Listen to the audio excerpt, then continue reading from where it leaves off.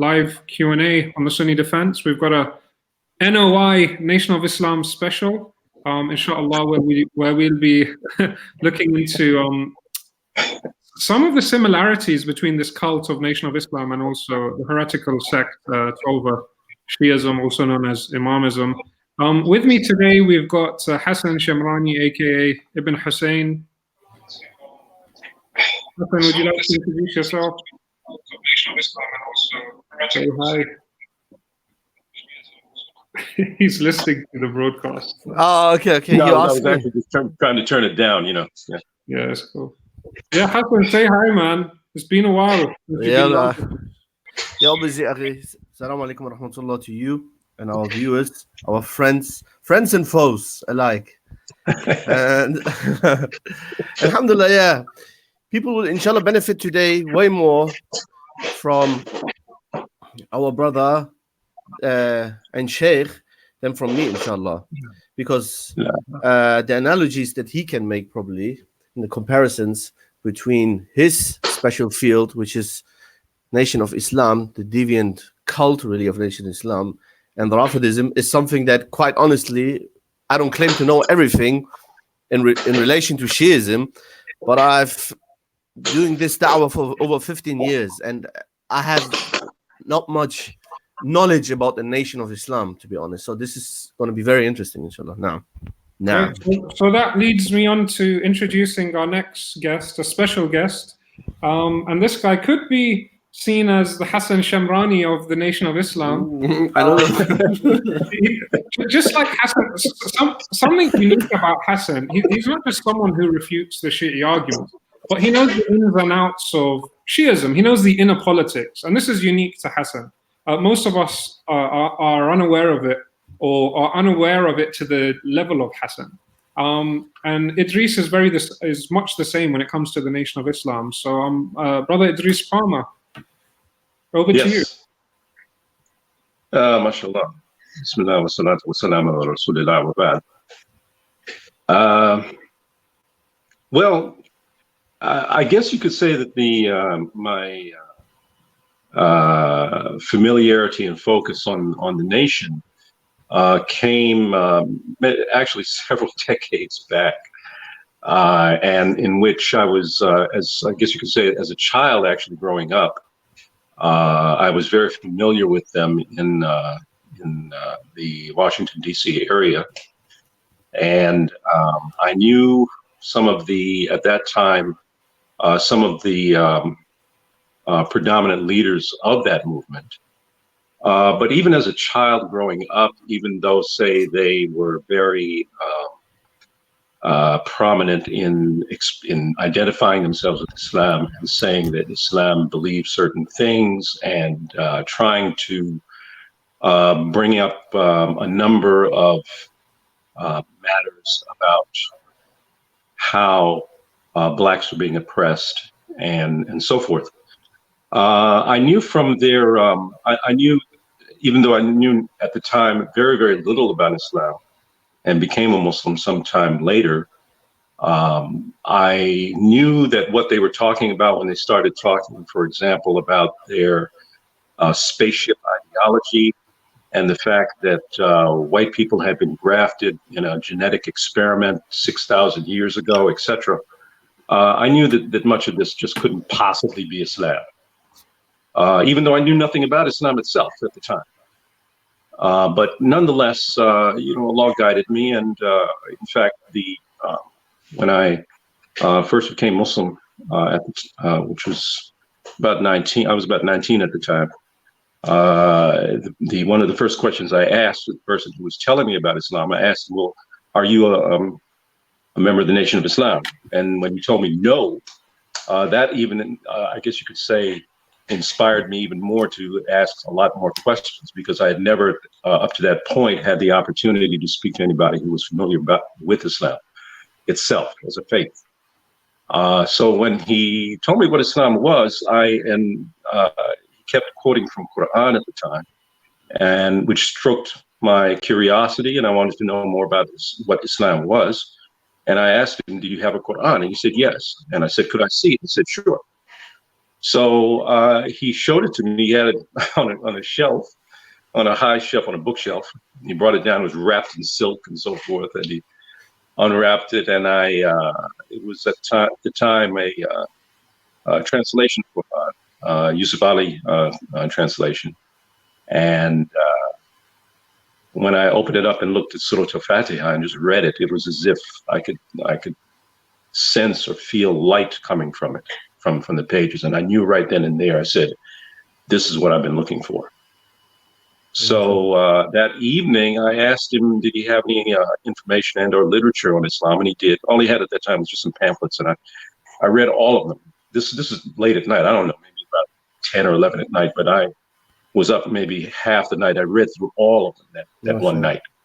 And I was just convinced that this is what I wanted to be. And maybe about 2 weeks after that was when I strolled into a masjid and declared my shahada. So, and everything has just been, ongoing progress since that time, inshallah. SubhanAllah. Brother Idris, since our audience is obviously very aware of Twelver Shiism, right. Most people don't know much about the Nation of Islam, other than, they've got some guy called Elijah Muhammad. Malcolm X used to be part of them, right. And we call white people devils. Right. That could pretty much sum up what most people know. What is the Nation of Islam in a nutshell? The Nation of Islam, basically in a nutshell, was an organization which was started in approximately 90 years ago in the city of Detroit, and it was, you could say, started during a period of the U.S. economic depression. It started in those years in the city of Detroit, Michigan. From that time, its founder was a man who was a worker at Ford factory. He was a migrant, actually, from the state of Georgia, from the U.S. state of Georgia. His name was Elijah Poole, who actually formed the group based on on his interaction with a door-to-door salesman, a man who Elijah referred to as being Wallace Fard Muhammad, and that this man told him at the time that I'm from the East, quote unquote, and I've come to reunite you with your original people. Meaning your ancestors were kings, they were leaders of nations and so forth. And I've come from the East, of course, in order to rejoin you with your original people. Nonetheless, he preached a type of doctrine that maintained that the black man in general were gods, and that the white man was a genetically created offspring from a genetic experiment that took place 6,000 years ago, supposedly, over 6,000 years ago. And that their ultimate goal was to wage destruction and terror upon black people and upon all life and civilization on Earth. That sounds like a story from a Husseiniad, to be honest. I'm sorry? I'm sorry to bump in here, but it sounds really like what we constantly hear from the Shia turban heads and the Husseiniad, and when they, honestly, like bizarre and outlandish stories that are all excused with "it's possible, it's a miracle, bi'idhnillah, it's possible, why not?" By the way, Hassan, someone sent me a bunch of clips recently showing just some of the nonsense that they spew, all these so-called miracles that happen in the Husseiniyyahs. Yeah. And I was thinking, we don't have a video on that. Obviously, it's been mocked the hell out of on Anti-Majus. We don't want to do that. Really?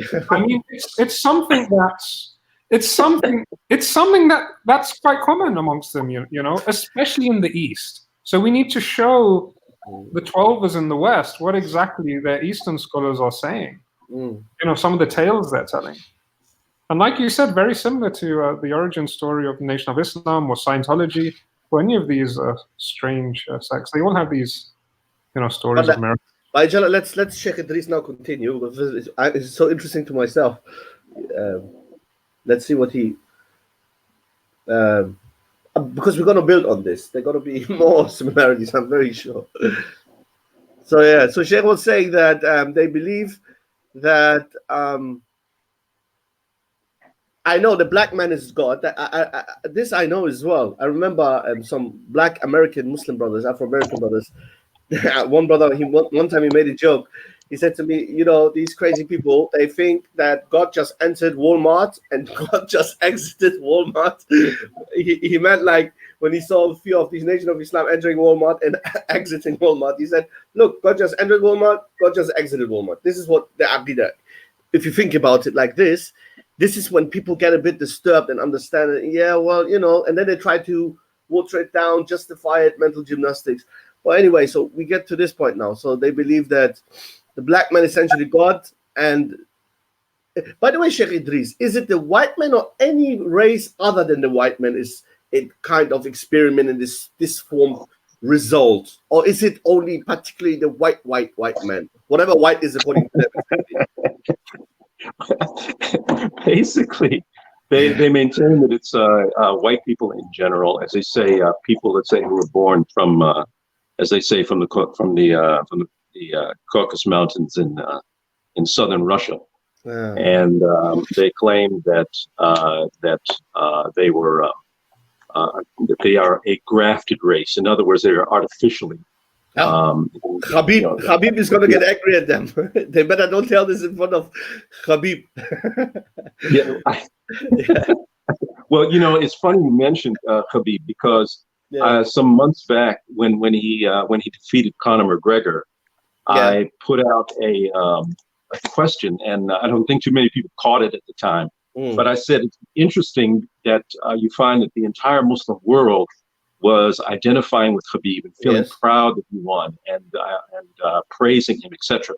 I said, but there was a deafening silence that was coming from the NOI, and I was just put a rhetorical question out there. I said, does anyone know why? You see, so because you see that goes against their entire aqidah. That is so they couldn't come out and praise him in any way, or identify themselves with him. Yeah. But to answer your question, yes, it's primarily white people, although according to Malcolm X himself, if you look at his final speeches, he said that Elijah's doctrines are as anti-Asian and anti-Arab as they are anti-white. And I will go even further to say that if you read some of his own statements, particularly in his books, he has these very bigoted perceptions regarding Africans as well, referring to them as being savages, as being backward, etc. Sheikh Idris, from his looks, anybody can look up Elijah Muhammad. From his looks, I don't know, I'm not the expert, but it looks he has a lot of white blood in him himself. I mean, as far as I know, and I researched it, he himself, his ancestors, he has definitely white ancestors mixed, because you can. I don't like to use the term European features as if they are more beautiful and more superior. They are not. Every feature is beautiful, but his features are strikingly different to, let's say, most Afro-Americans. As in, he looks more like you might almost say he looks more white in his. I don't like it again to say white features, but let's talk really in layman terms. Very more white. He has white ancestors. I think there's a truth in it, right? Well, I think it's not. It's uncommon, or I should say, it's very common rather, that you find that's sort of like part and parcel, actually, of the African American experience, and that is that you find that that not everyone is what one could say is. Or that a large number of African Americans do have not only European blood, but also Indian, as well as a number of other, let's say, racial strains within the bloodstream. So that's somewhat understood in general. And I think that when one, and even you find within the Nation of Islam itself, if you ask, say, some of their older members, some of their pioneer members, the ones who were there at the time that, like in the 60s and 50s and even earlier, that they will admit that many of the captains, many of the leaders within their individual branches were all light-skinned African Americans for the most part.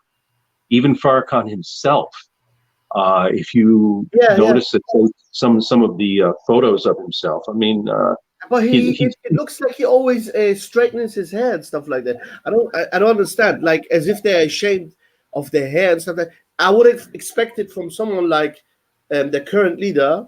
What was his name again? You just mentioned it. Louis Farrakhan. Yes, I would expect him to not to dress stereotypical, but not to dress like the white man. If I like the average. Well, bear in mind, he's following the example of his teacher. This Elijah Muhammad, and this was the, and honestly, there are pros and cons with respect to that. That is that Elijah and most people, I would say, in most Americans in general, from the say from the 1930s particularly, up through say the 1960s and maybe the early 70s perhaps, pretty much let's say dressed as in what we would refer to, just being business suits. All right, there's a contract. I think that I think that the unique thing about the Nation of Islam is the fact that it became sort of identified with them to the point where it became almost like a uniform. So and they've maintained that regimen for decades, really. But that's really beside the point, because of the fact that their belief system, that is, believing, for example, that whites were devils, and believing that there's this unseen spaceship, this planetary-sized spaceship that is floating and orbiting the Earth, that is going to rain down nuclear destruction upon people. This is this is part and parcel of it. Sorry to interrupt, Brother Idris, but it reminds me of something, because we did say we're going to make some comparisons with Twelver Shiism, and since we're talking about the racist theology that they have, it's something we've created content about. I mean, you just said they believe white people are devils, and in Shi'ism they've got narrations calling Kurdish people jinn, calling black people a distorted creation. So again, that is definitely one. By the way, Ali, I have studied every single pathetic excuse of theirs, because as you guys, you brothers, you'll say it's unique to a tribe and blah blah blah. Yeah, but think about it. Exactly, the best excuse with regards to Zanzibar, the province, the region in parts of East Africa. The best you hear from them, and I think that's a good response, is when they say, Imam Jafar al-Sadiq, Salamullah alayh, he was just referring to a specific type that was living at a specific time. Well, that's the racist. That's the racist. Exactly. That's the racist. It's and then of course they might put. Here's the difference, by the way. The Sunni has to learn this. The Rafida might pull out some quotes that are outrightly racist, honestly, from some Sunni scholar. Fallible man who said it in the, 500 years ago, 800 years ago, even 10 years ago, even right now. And people have wrong understandings. Some people have mistakes in the Aqidah. Some people are racist. But here's the thing. None of them are hujjah on Ahlul Sunnah wal Jama'ah. They're not in arguments against us. Whereas what these people have done, they have attributed this nonsense to so-called infallible imams. That's the difference. That's why they have to apply these mental gymnastics and say, no, Kurds being jinn is in a metaphorical sense, because jinn are kind of hidden and Kurds used to live in the mountains. What Muslim nation wants to be called jinn demons. What? And no, it's the Zanj is a group of black people. At that time, they were very, they were like backwarded, and that's why Ja'far as-Sadiq salamullah alayhi said, don't marry them. Huh? What? Imagine, it's outright racist. But anyway, Ali, please ask you, when you mention these main topics later on, put them in the description. So brothers and sisters, and even non-Muslims, when they hear this, so they know that we have substantiated every single claim of ours in detailed videos. We don't make up claims here. Inshallah. So, Brother Idris, as you just heard Hassan say, the Shias try to excuse their racist narrations by coming up with other lame excuses, which are also racist. Obviously, today, the nation won't literally say white people are devils, am I right? That's correct. What exactly are they doing now? How have they, what's the current narrative? How has it evolved? Well, bear in mind that because of the fact that they are, since the death of Elijah Muhammad in 1975, they have gone through a series of metamorphosis. One of which took place when he died in 1975, where power was transferred from Elijah to his son, Warith bin Muhammad. Now, this is a very important point because of the fact that there was that when Warith bin took over, he actually began to basically institute a series of changes that drifted away from the teachings that his father had been putting forth since the 1930s. While they had certain types of connections to his father's teachings, they started to take on a very esoteric interpretation of what his father taught. So whereas he drifted away from the black man as a devil theme to esoteric interpretations of both the Bible as well as the Quran.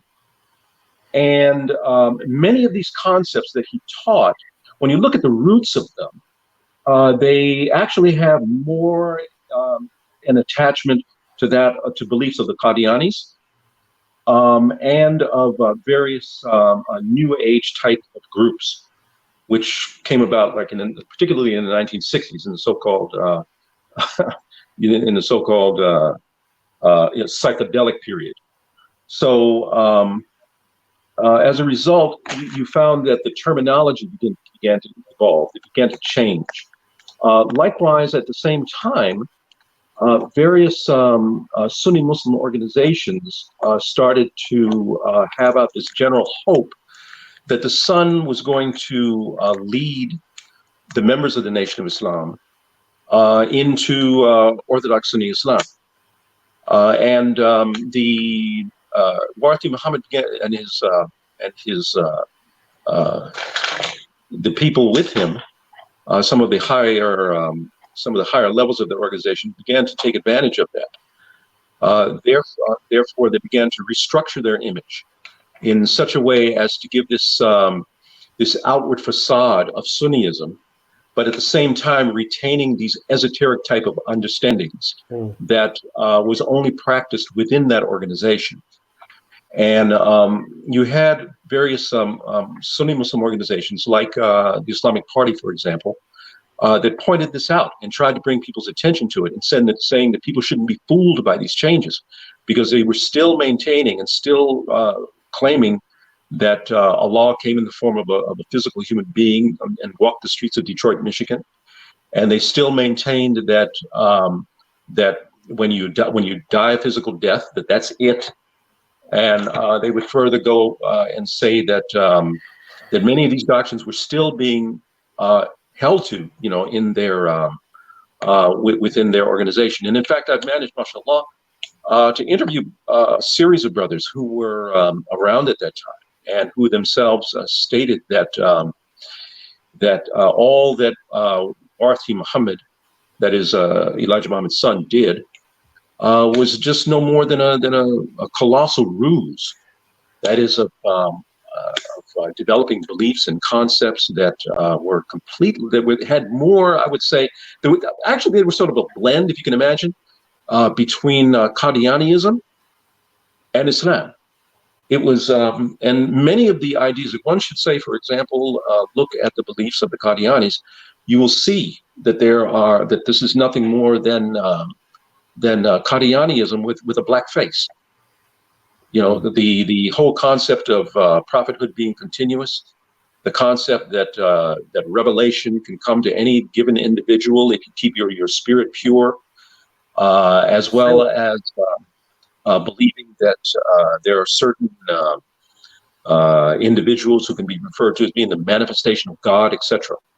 So, in this sense, yes, there are certain parallels to Shi'ism. But at the same time, you will find that these parallels are a little bit closer to that of Qadianism, as well as many other. And I suppose Hussein can possibly elaborate on that, and that is the fact that many of these concepts are sort of part and parcel of the beliefs of many botany groups, throughout Islamic history. So not just simply the Nation of Islam, not just simply Shi'ism, but a number of others as well. So yeah, mashallah, I couldn't say it better than you, Sheikh Idris. I believe that the reason you just said something very important. You said that's similar to Shi'ism, to Rafidism, this Batiniya, this esoterical approach to text and whatnot. In Shi'ism and Rafidism is similar to the Nation of Islam, so the so-called Nation of Islam, right? But it's still more closer, you say, to Qadianism, and I agree. And the reason is that Qadianis are not Batinis, and for this, I think we need to explain. And I have here an article of mine that I haven't released now. I'm just going to read my own article. Look, the first just bit from my article. I wrote, the Rafida are known to be Batiniya, like Ismaili Rafida, who are more extreme even in their Batinism and other heretics. Right. And then I wrote, they masquerade the far-fetched and distorted interpretations of the Quran as by claiming that they merely recognize an inner esoteric batin level of the Quran, in addition to its exoteric zahir level. And now it gets important. Sunni scholarship, I wrote, has never disputed an inner level of the meaning of the Quran, because that's what people then miss. They think, what? You claim that the Quran is only zahir? Don't you believe that there's tafsir and inner meaning? We don't deny tafsir. Sunni scholars, Sunni scholarship, Ahl Sunnah do not deny this. Everyone who is familiar with tafsir works can testify to this. However, pay attention, everybody. However, what the Ahl Sunnah have opposed from day one is the rejection of the evident meaning of the scripture in favor of its batin inner meaning. This is batiniya. This is and esoteric, this is what esoteric sects are all about. And because Sheikh Idris and their viewers, because the Qadianis, for the simple fact, Qadianis are not Batiniya. They don't hide their beliefs. They don't say, you know what, we have a man who came after the Prophet, who received revelation. His name is Ghulam Apu from, I don't know, whatever. And but we call him an Imam. No. They're honest in their kufr. They say he is a prophet. Whereas the Rafida, they play around. They say that the imams are infallible, like prophets. That the imams are hujjaj on earth, evidences from Allah on earth against mankind. And that the imams receive revelation. And then, they play with other verses. Look, the bee. Wahi, Allah says Wahi came on the bee on a Maryam alayha salam. Maryam, we follow her Sharia. Maryam is a hujjah against the world. We need to follow her. Or do we have an Imam or a Rasul who is a bee? They claim that after the final prophethood, where it was sealed, another 12 individuals received forms of revelation, including in the form of books. Even Fatima claimed, Fatima, when you ask Rafida, when you ask a bit more knowledgeable ones, they said to you, no, Mus'haf Fatima is not a different Quran. It was a book after the demise of the Prophet sallallahu alaihi wasallam. When Fatima was sad, Angel Jibril descended, and then Ali wrote everything that was revealed onto Fatima, and in that book, all the information till Yawm al-Qiyamah is in that book. This is a form of wahi. This is a form of wahi that even our Prophet didn't have. And then they have the audacity to say, yeah, but that's all not kufr because we don't call them imam, prophets. And it's an insult to everybody's intellect. That's why I say Qadiani kufr is more straightforward. It's not batini. It's in your face, and it says, yeah, obviously it's a prophet, and we call him a prophet. And then they play around with verses and ahadith and say, yeah, there could be other messengers after a prophet. Whereas Batiniya, like the Twelvers, have 12 prophets. More than 12 prophets. They have 12 individuals who are superior to the Ulul Azm, according to them. Superior to the likes of Jesus, Ibrahim, Musa. According to the narrations, there are 12. The likes of Abraham, peace be upon him. The likes of Jesus Christ, peace be upon him. The likes of Moses. All of these mighty men of Allah who have been mentioned in the Quran with details. Sometimes they come with the argument, not all prophets have been mentioned in the Quran. Yes, but over 20 have been. And the most important have been. Where are your imams in the Quran? Huh? One, clear cut. So that's the issue. That's the issue what people have to learn and understand. And Sheikh Idris, maybe I can ask you this favor and other students of knowledge who heard about, who are listening to us right now. Batiniya is a topic that I have in Arabic, alhamdulillah, I've researched, and there's more than enough, obviously. But in the Arabic, English language, this topic is not covered. Almost, there are very few articles or few lines you find here and there in between articles. Although it must be very thoroughly taught so that people can link all these falsehoods about like Shi'ism and Nation of Islam and Ismailism, another form of Rafidism, extreme form of Batinism, so that the people can easily link these things together and see the threat from afar. Because I believe if you understand the basis of the Batil, you will understand the rest will be clear. Yeah, it's an excellent point because of the fact that you find that this, without doubt, you find, I was speaking with a brother maybe less than a week ago, and he had never even understood or heard of the term botany.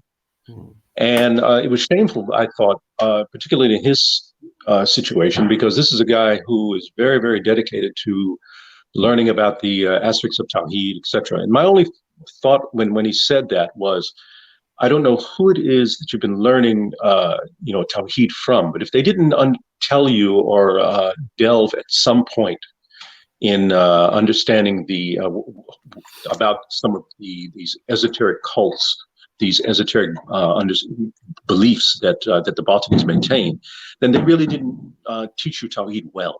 Yeah. Because it's very akin, let's say, to a doctor or let's say a person, let's say, who is in a great state of health, and that is that you don't begin to really appreciate the blessing of good health until you've seen the demise of a person who is at the point of death due to illness. And in the same way, one cannot understand the fruits and benefits and fragrance of Iman until you've seen the stench of kufr. So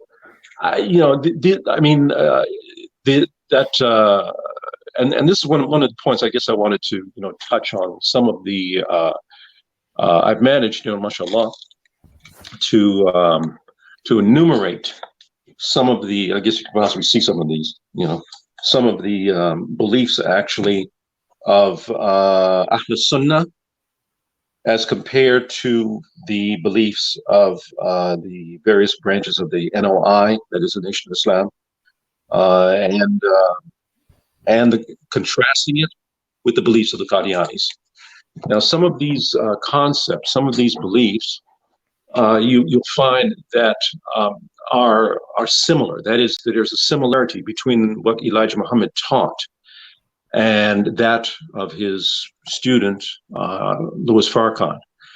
But then there's also differences between that of Farrakhan and that of Warthi Muhammad, who initially was the person who took over that organization. At approximately 1977, this is when there was a split within that organization.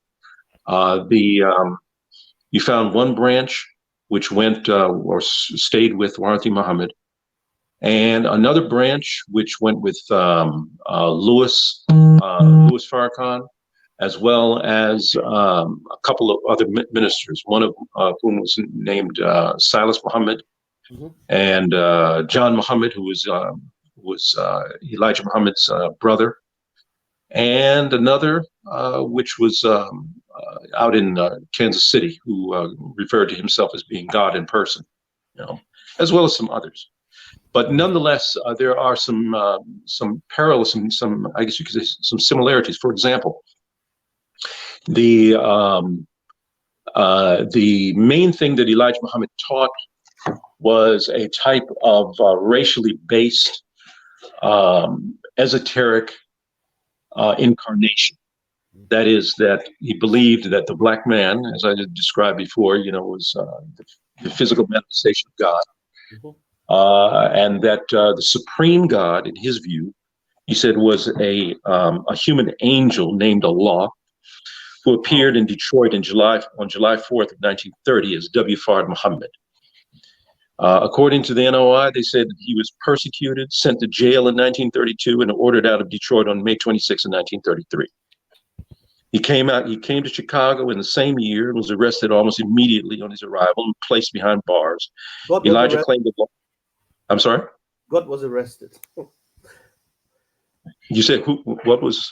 I said if you just let it roll on your tongue, God was arrested. Oh, I'm sorry.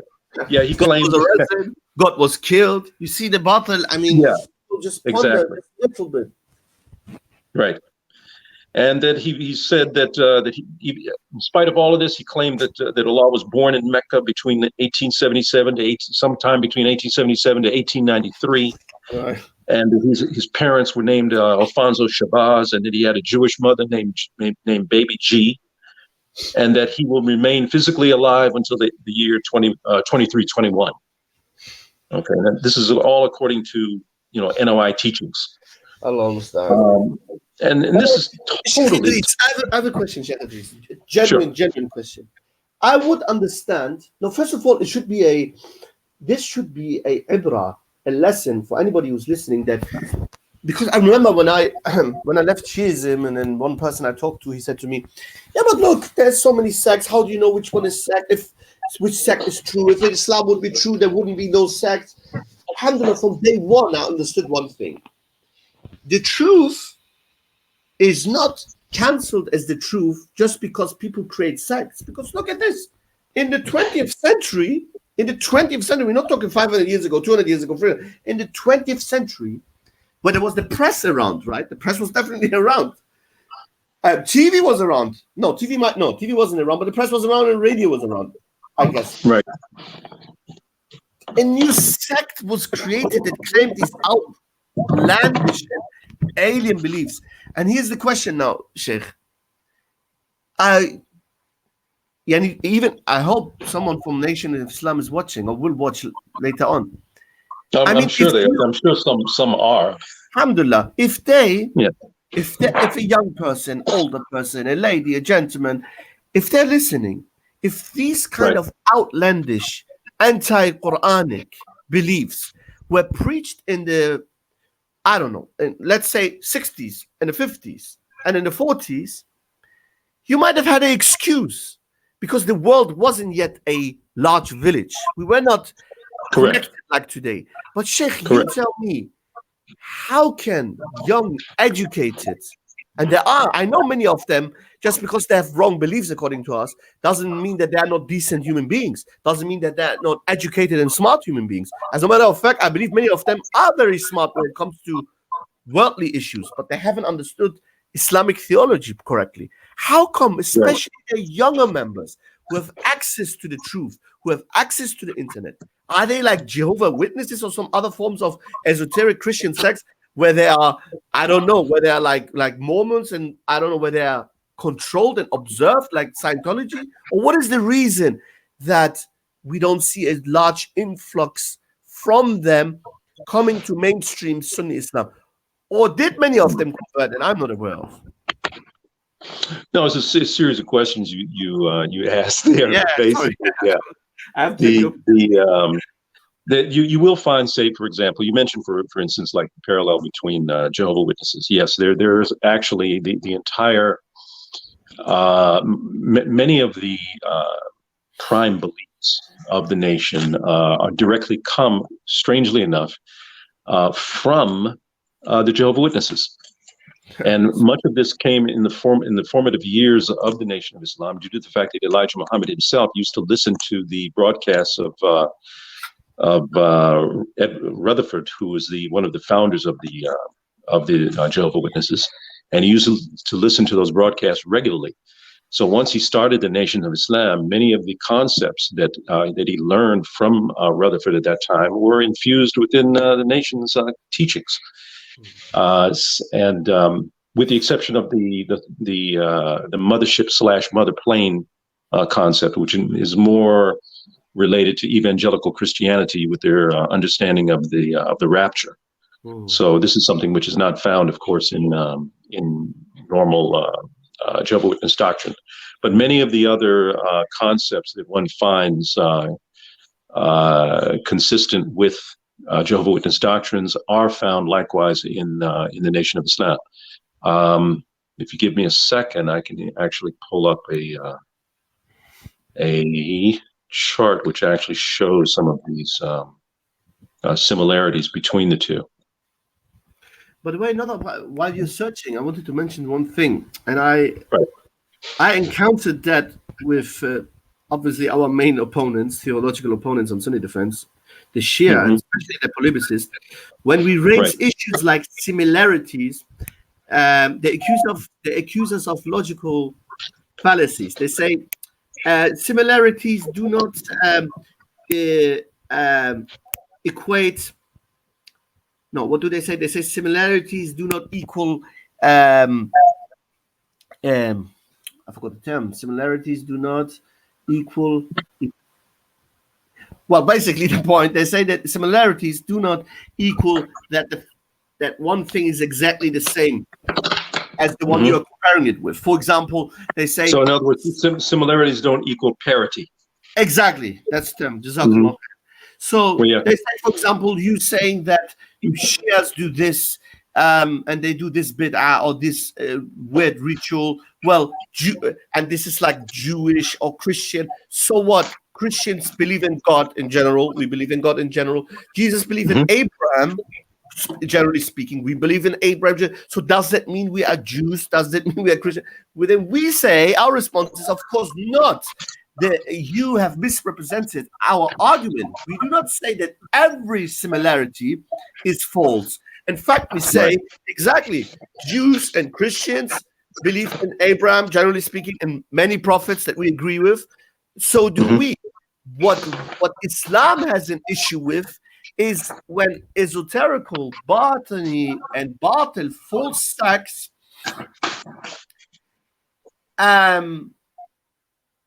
incorporate beliefs or rituals that are similar to other false religions that have, and these beliefs and rituals have not been sanctified in Islam. This is what Islam opposes. And this delicate difference, they don't understand. They say, so what? We call upon Ali and we call upon the Imams and Christians call upon Jesus. So what that it's similar? Doesn't mean that it's the same, because Christians believe in Abraham, as I said, and Moses as prophets. So do we. Does it mean that we are Christian? No. This one comparison is all right, and them believing like us in this on this point is all right, and because they are correct, and Islam has sanctified it. But you calling upon imams, for example, and saying instead of Jesus, oh Jesus help me, saying oh Ali help me, or instead of saying oh sweet Mary, or Mother of God Mary, or Mary help me, come to my rescue, you saying oh Fatima come to my rescue over 500 times in your sujood and whatnot, all these khurafat and khurabalat, this is condemned, and this is a similarity that is condemned because it's not sanctified in Islam. And I just wanted to mention it because you, brother Sheikh Idris, you mentioned you always said similarities between the nation and, for example, Qadianis, and similarities between the nation and Jehovah's Witnesses. Maybe people will bring up this. I mean, I don't call it a proof, an argument. It's really a spoof. Maybe they bring it up and they're going to say, "So what? There's a similarity." They might say, "So what? There's a similarity. There's many things we agree on." I think. Okay, well, let's move on to another similarity, Hassan. Yeah. Obviously, all cults need some form of finance to continue running. Now, obviously, we've seen this with Scientology, where they have somewhat of a membership program. So my question is, how does the nation manage to maintain itself over the years? They seem very, very well organized. And then same question to Hassan. Obviously, you're going to jump at the comparison we're trying to make here. So we'll start with Idris. Well, from its very from its very inception, the nation initially started with contributions from various members, weekly contributions, and I'll give you just one small example. It was before I even get into that, these small contributions were done primarily in order to keep their movement up and running. In the 1930s and 40s, they were pretty much relegated just to small lecture halls, individual homes of members, very, very small settings. So you find that prior to the mid-1950s, the organization, in terms of overall numbers, was relatively small. We're talking about perhaps less than 5,000 members total, nationwide.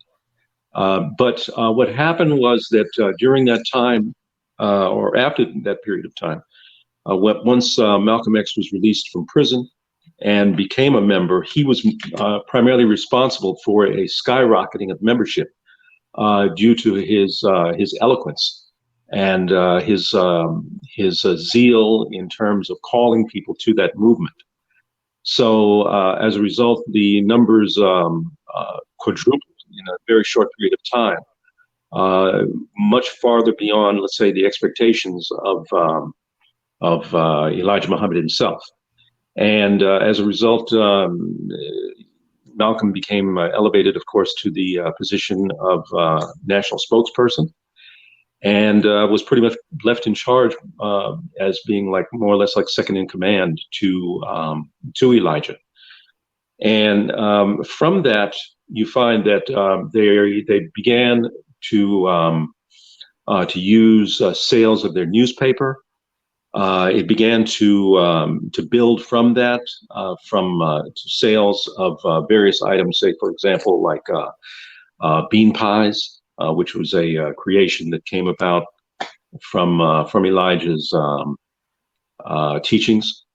And they would do many of these things basically in order to keep their system alive. However, much of the money, much of the finance, etc., didn't so much make its way out to the membership, but more importantly to Elijah and his family. And this became accelerated in the late 60s, in fact, when the Philadelphia Black Mafia became the de facto financial wing of the Nation of Islam, to where you found, say, things like,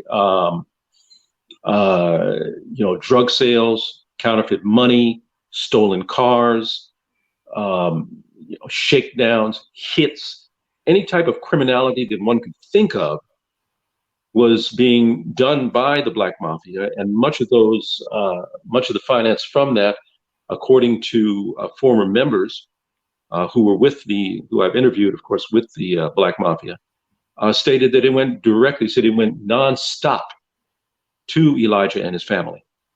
Malcolm made allusion to some of that, in fact, just prior to his death, in which he stated how the entire organization had become very corrupt, and that they were involved in, to the extent of which they were, you found members trying to kill other members who were perceived as being disloyal to Elijah and his family, and so forth. So, and in fact, in the early 1970s, there was a period there where these much of this criminality had gone to the extent of very elaborate Ponzi schemes, as well as just outright scams. So, for example, you found that in the late 1970s, that Elijah put up this ruse that they were collecting money to construct a hospital, and this was done repeatedly through from the late 1960s. If you look at any given issue of Muhammad Speaks newspaper, which was the NOI's newspaper at that time, any given issue of Muhammad Speaks newspaper, you will find these full-page ads talking about the communities that they wanted to build, talking about the hospital that they had envisioned, talking about or making an outreach to black banks, to overseas contributors, and so forth. So much so that in 1972, Libya contributed $3 million to the NOI. And this was even published, of course, in Muhammad Speaks newspaper. And as well as establishing a lot of accolades from a number of black leaders at that time who were under the assumption that Elijah was doing something, as they say, positive for black people, when in reality, this was nothing more than an outright show. And it was done basically in order to keep, as some of their members said, keep the kitty growing. In other words, keep the finance flowing within that organization. Yes, some of it was done in order to keep this outward facade that the nation was providing advantages and opportunities for blacks. But in reality, all they were really doing was providing finance to Elijah Muhammad and his family. He was able to, of course, acquire a jet. He lived in this elaborate mansion. His family lived very well. And but yet you find that the followers themselves were not doing so. Very little of this was trickling down to the followers. It did, of course, many of the, let's say, some of the captains and leaders of the various branches of the Nation of Islam at that time, say throughout the United States, were able to benefit from that. However, much of that finance, though, did not filter down, let's say, to many of the street soldiers, the people that say who were actually responsible for getting the money directly to the organization, and let's say even to maintaining themselves. The sad thing is that many of them, once Elijah Muhammad died in 1975, and then WD, that is the son, took over, and then he began to dissolve some of those financial wings, disbanding, of course, their connection with the Black Mafia, etc. Many of those people who were involved in that, rather than coming to Sunni Islam, they went right back out to the streets. Some of them went to the Ansars. Some of them went to different. Some of them went to Christianity. Some of them went back to drugs. It was really shameful. I mean, they literally lost thousands of supporters in the aftermath of Elijah Muhammad's death. And the saddest thing is that 2 years later, when Farrakhan tried to reconstitute the Nation of Islam, this is when you find that some of the older followers didn't go back. Some did, but very few actually went back. And when when Farrakhan took over that organization, he managed to change the focus from Elijah to himself, and he instituted very subtle changes. So much so that now you find that he's now elevated himself now pretty much to the position of leader and Messiah, and almost like a I guess you could say a Trinitarian type of figure, where Elijah is pretty much cast as being one of three, the ultimate God, of course, in that triumvirate is of course this man who they refer to as being Fard Muhammad, And then the second, of course, being Elijah, and the third being Farrakhan. So I guess you could say in that context, it's like, Father, Son, and Holy Spirit. Same type of Christianity type of thing. Just one quick question. When you mentioned Sure. the wealth they have accumulated and how rich Elijah Muhammad and his mafia and his clan and surroundings were, that again reminds one. I just recently, and it's not an isolated case. I think there's so many cases. I even bumped myself. I had it 2 years ago. I had an accident. He was drunk. I was at a red traffic light, and a brand new Land Rover bumped into me from behind. Yes, it was after midnight. I came from work, late from work, but I was thinking, the streets are empty. Who the hell drives into you? The guy who came out, his name was Pastor Imadze. I look at him. I say, brother, are you a pastor? Are you Nigerian or from Ghana? Because from his accent, immediately the first thing he said to me, yeah, sorry, my brother, I'm from. I said, you're drunk, and at this time, and what are you doing? So I don't want to brush them all with the. I don't want to, judge them all with the same. But from what I have, my research is that there's a lot of these scammers, and in West Africa you see it, and in America these televangelists and whatnot who have jets, who have the latest cars. Mm-hmm. Recently, I saw a video in Ghana, literally in Ghana, where good on them. The Christian folks, they were angry at the priest and his missus. They came with a brand new Land Rover again, and people were outraged because that was apparently the money from the charity and whatnot.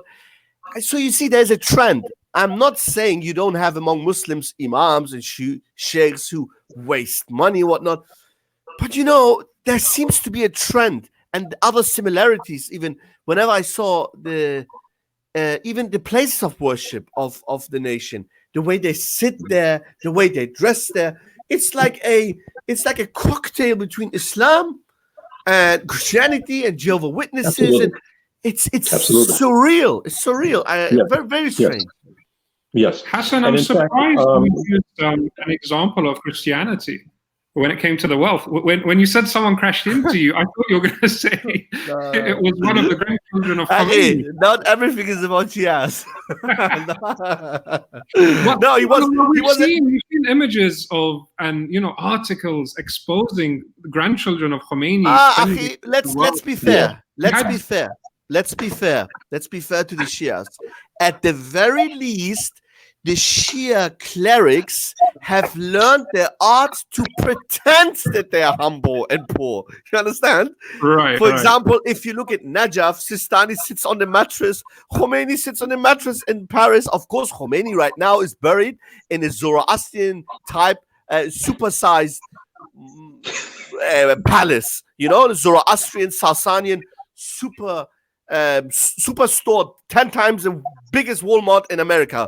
Size of a mausoleum, as they say. Yes, but at the very least, as long as they're alive, they sit there, yo, Hussein, and and they dress like this, and they sit in the corner. Whereas the nation, and these televangelists, especially in West Africa, they dress like hip hop stars. They drive. I mean, they drive with a brand new Land Rover. It's not about it being haram. It's about, as you know, we have principles in Islam. It's not haram to have a brand new Land Rover, but you are a pastor in a poor region of, let's say, Accra in Ghana. By the way, I love Ghana and I love Accra. I want to visit this majority Christian country. It's a very beautiful country. And, people have false perception that everything is poor there. But what I've seen, that part where this pastor was from, was a poor part. And he drives with his brand new Range Rover there, and people are outraged. The charity that they give. So you see, there seems to be a trend. I'm always open to criticize Muslims and Jews and Muslim leaders, Jewish leaders, Christian leaders, atheist leaders. Everybody has issues in his communities. But this money thing and flying jets and televangelists making a lot of money and a lot of scam, I don't think it's just one or two isolated cases. And here we hear from Sheikh that Elijah Muhammad was a was rich, literally, and his clan and people around him. You know, the funniest thing is this. There was one point I recall where I was doing some research, and I discovered, for example, that in 1972, they put out this piece in Muhammad Speaks, where they specifically showed a artist's conception of a huge complex they were planning to construct in Phoenix, Arizona. So what I did, I went through the trouble of actually doing research, because they made the mistake of naming the specific street corner where it was, where this construction was going to take place. And I looked there, and you can, in fact, if you go there even on Google Maps, you can see it right now. It shows that originally it was like a little small street corner that was converted later into like a mechanic's garage, and then after that it was taken over and reconstructed, and the Christians now make it into a church, which of course they use basically on weekends. But it's just a little small complex, and it's surrounded by almost nothing. And I'm saying to myself, I said, okay, fine, this is a major complex that they were having many of their followers donate money for. What happened to that money, and what happened to that complex? You know, likewise, like as I mentioned, like this fact of how they were talking about building a hospital. They did this, I mean, repeatedly. They said that we were building a hospital, we're going to have schools, etc. None of it ever took place. They even showed photos of homes that supposedly they were in the process of either constructing or that they had purchased. None of it ever took place. Okay, then, Sheikh Idris, how sophisticated is their propaganda that the vast majority of them don't leave this cult? What prevents the vast majority? I mean, it must be such a sophisticated propaganda that people do not see through lies like the ones you just mentioned. Yeah, and I think a lot of it comes down to finance, ego, and perception. That is that those that say who are at the upper levels of that organization, they are definitely getting, let's say, some type of financial backing from their proteges. The other one, of course, is with respect of its perception. The perception is that it is a black social organization that contributes much to the upliftment of African Americans. The next thing is with respect to what it actually does. I mean, it all it's really doing in reality is putting out this facade of success, of prosperity.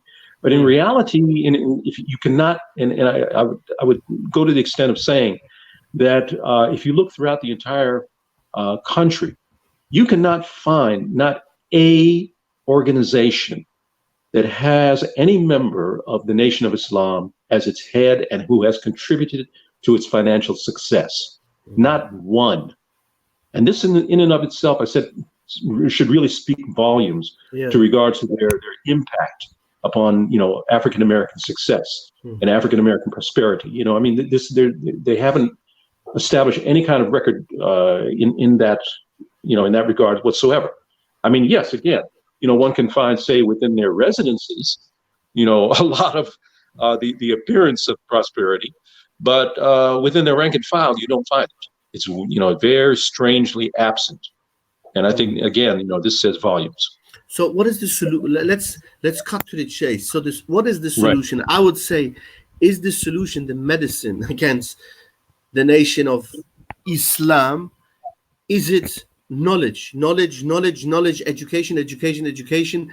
And I believe, for my opinion, the flag bearers should be Afro-Americans. Is this the way forward, or is it, or would you say they are so biased, the average member, that they don't care if a Afro-American fellow Afro-American preaches to them about the battle falsehood of what they're upon and about true Islam? Well, it's a very important point you raise, a very, very important point, because during Elijah's lifetime, as quiet as it's kept, one of the people who financially supported the NOI in the 1950s and 60s was none other than H.L. Hunt. H.L. Hunt was a well-known oil magnate from Texas, who simultaneously was a well-known member of the John Birch Society, which was basically a far-right racist organization who believed in racial separation. He was white. You were talking about a white man. Definitely. He was white, definitely, and this is well known. This is well known and documented. The fact is in fact, you find that some of the Nazis, didn't they? I'm sorry. They even met with Nazis. Yes, I mean they even had members, of course, with George Lincoln Rockwell, who was invited, of course, to their speeches, and they, held him high as a high-ranking guest. H.L. Hunt, however, was different, because this is a man who was well known, of course, in white society, yet who managed to support Elijah Muhammad, like with large sums of money.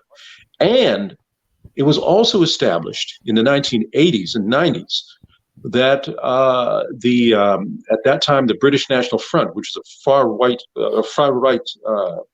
white nationalist organization in the UK, was being sent monthly. It was being sent regular shipments of the Nation of Islam's newspaper, The Final Call, and alhamdulillah, and also was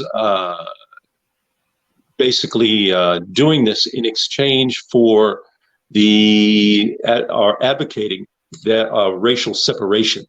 So this is the main thing that these two extremely racist organizations were united on, was racial separation. So the type of financial finagling, let's say, which went on between them is documented. I mean, that can be easily looked up. And this is something I think that should give people an understanding that I know it might seem like on the one hand that they're talking about the white man as the devil, but then at the same time they're accepting these large sums of cash from the devil. You see, so yeah, I mean that's the. So Hassan's trying to get at something by showing Farrakhan with. No, it's subhanallah. It's it's a serious topic. It is a serious topic, and it leads on to something else, Hassan. Yes. Shias will come back and say, but Sunnis have hosted them, and Sunnis have gone and visited them. Yeah, but here's the thing. Because you've had prominent Sunni scholars from Saudi go to America and host them. Sheikh Ali. That's why. I know, I've already spoken about it, but I want Idris to elaborate on it before someone starts pulling up those pictures too. Well, I'll put it this way. First of all, there was some kid from out of Chicago, like about a little over a month ago, who put this claim on Twitter that in 1965 that the major reason as to why when Malcolm was assassinated, that his janazah was held in a church as opposed to that's a picture of Farrakhan and one of their Shia leaders. Anyway, that's the president of Iran. There's a president of Iran there. Yeah. So I mean, there's no telling like how many millions he got. Allah knows best. But anyway, what I was going to say was that this kid put up this claim that the reason that Malcolm's janazah was held in a church and not in a masjid was because he claimed that Asian and Arab masjids looked at Betty Shabazz as being a leper and didn't want to have anything to do with her, and didn't want to have anything to do with Malcolm and his family. So, according to his narration of his, he said that the only people that extended him a place, they said, for his janazah was Christian church. Well, on its surface, strangely enough, when he put that out there, that claim went viral. People believed it without bothering to fact check. And this is where the problem came in, because that narration is weak and fabricated from a multiplicity of angles. Number one was that in 1965, this was when Malcolm when Malcolm passed. He died in February of 1965. Well, at that time, the Civil Rights and Immigration Act had not gone into effect.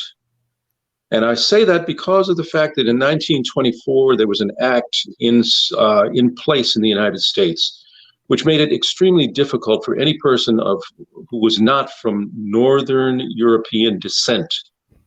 And I'm not speaking, obviously, of course, about the Chinese who helped to build California, but rather for any Asians or any Arabs to even come into the country who were not in some way connected to either the medical field or the diplomatic corps. And it wasn't until 1968, because then the law was passed in 1965, but it didn't actually go into effect until 3 years later, 1968. It was not until after 1968 that you began to find this flood of both Asians and Arabs even coming into the country, primarily as students. And it wasn't until actually like 10 years later, once, of course, as graduates, as postgraduate students, and then becoming members of the society, and then having families, that they realized, oh, okay, now we need to start, building, masajid. So this entire narrative that Asian and Arab mosques, in some sort of convoluted way, were able to, get together and say, we don't want to have anything to do with Malcolm. This is an absolute fantasy, okay, because they just simply didn't exist. Another thing is this. In 1965, you had a total of, at the most, about 10 masjids in the entire New York City area, including the boroughs.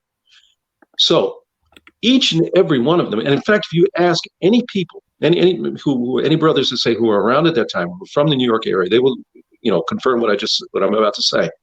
And that is that to say that there were 10 masjids is being generous.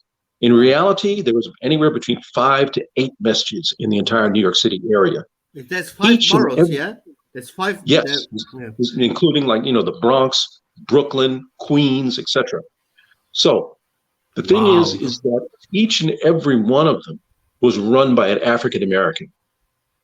There was no Arabs, there was no Asians, there were no Africans around in order to say or have control of any one of those masjids. That didn't come about again until almost 2 decades later, at the earliest.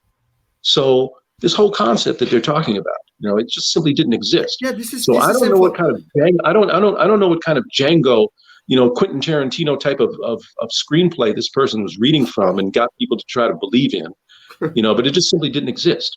I mean, Sheikh Idris, this is information that I, as a non-American, I'm aware of. I've done research, and I was interested about the history of New York and how in the 80s and then in the late 90s,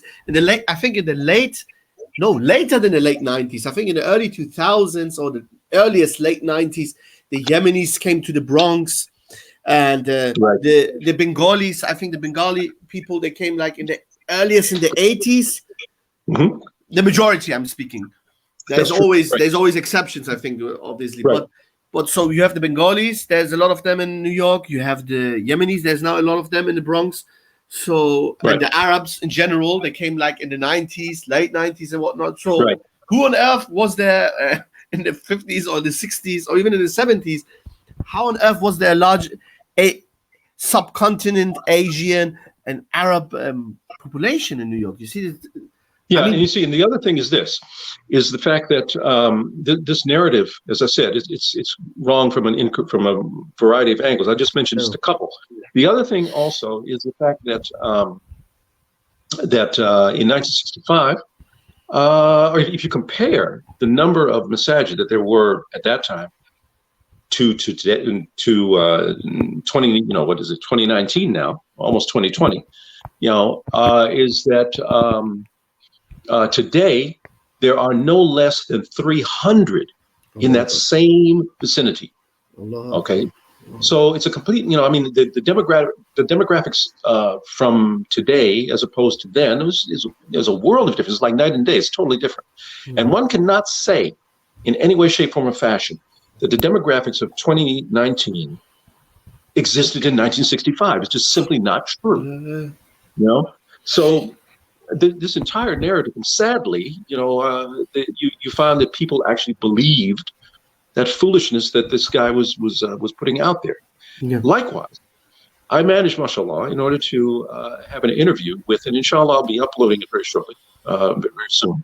And that is an interview with a Pakistani brother who himself was the personal driver for Betty Shabazz. And although it didn't come about until he said when he came to the United States, he said it wasn't until like the 1980s. He said, but the thing was that he was able to speak with her.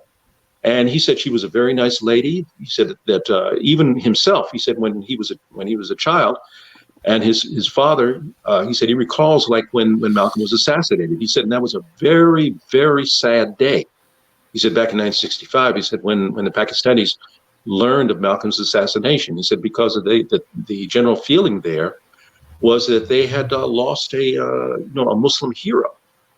So this idea that this guy is trying to propagate, that there's some sort of rift, that there's some sort of racial rift, and bigotry, that this subtle kind of bigotry that existed, again, it's just simply not true. The other thing is this. Many of those masajid that I described before, there was at the most between 5 to 8 masajid in the New York City area in 1965. The overwhelming majority of them, with the exception of maybe 1 or 2, could hold anywhere beyond like 20 to 30 people. Why? Wow. Because of the fact that many of them were held in apartment buildings, rented rooms, things of this nature. So the crowd size that they were expecting for the janazah was no less than anywhere between 1,000 to 1,500 people. There was just simply no way that they were going to be able to accommodate such a huge number of people. So what did they do? They had to turn to a church, and the church opened its doors to them for that janazah. And this was something that, casts an entirely different perspective. And again, I encourage people, now, and of course, when this tweet first came out, I encouraged them to check the record. I said, read it yourself. You will see that what this guy is saying is simply a lie. It's simply not true. So, and this is very, very important because we live in a day and an age which, people have, as I like to say, a Snapchat memory span. So as a result, if you don't come out with the facts, if you don't show them very, very quickly within a very short period of time, it'll go either right over the head or they'll forget it, tomorrow. And, but this is a fact. This is something which, I think is something which is very, very important, especially with regards to Shi'ism, because in fact like in the late or early 1980s, like when the Iranian Revolution took place in 1979, you had a lot of African Americans at that time, not a lot, but you had a segment of African Americans at that time who got caught up in there, and some became Shia. And then later, of course, when the Iranian government started to use its financial strength in order to go into places that Shi'ism had never even been heard of, such as Africa and Scandinavia and places of this nature, and translate all of their works into the indigenous languages of those places, then all of a sudden you start finding people, like this Zakzaki guy from Nigeria. Who came out, and as well as a number of others, say from the grandson, Sheikh Idris, the grandson of the Shias always used to parrot him and show him around online, especially. I mean, the grandson allegedly of Malcolm X, rahimahullah, that he became Shia. And but he died. He passed away for some. He was shot dead. I don't know what was the reason, but he was shot dead a few years ago. Yes, I know. His grandson. Yes, he died in Mexico City in a shootout. So now a little bit from my expertise, because what I'm saying is I remember myself when I used to be Shia, and when I talked to people in the US through various mediums, like for example Shia Chat and whatnot. And I can tell you one thing, even if they don't admit it openly today, but they know it. They have failed when it. I always remember. I was always curious about. And how is the da'wah? Do we have a lot of Afro-American brothers? I mean, it's not like what I always got. The information was always this. Of course there are Afro-Americans who became Shia, and you will have Afro-American Shias who study in Qom, and they have even some speakers in English. They have even a turban hat, like a very, very hardcore Khomeinite type turban hat.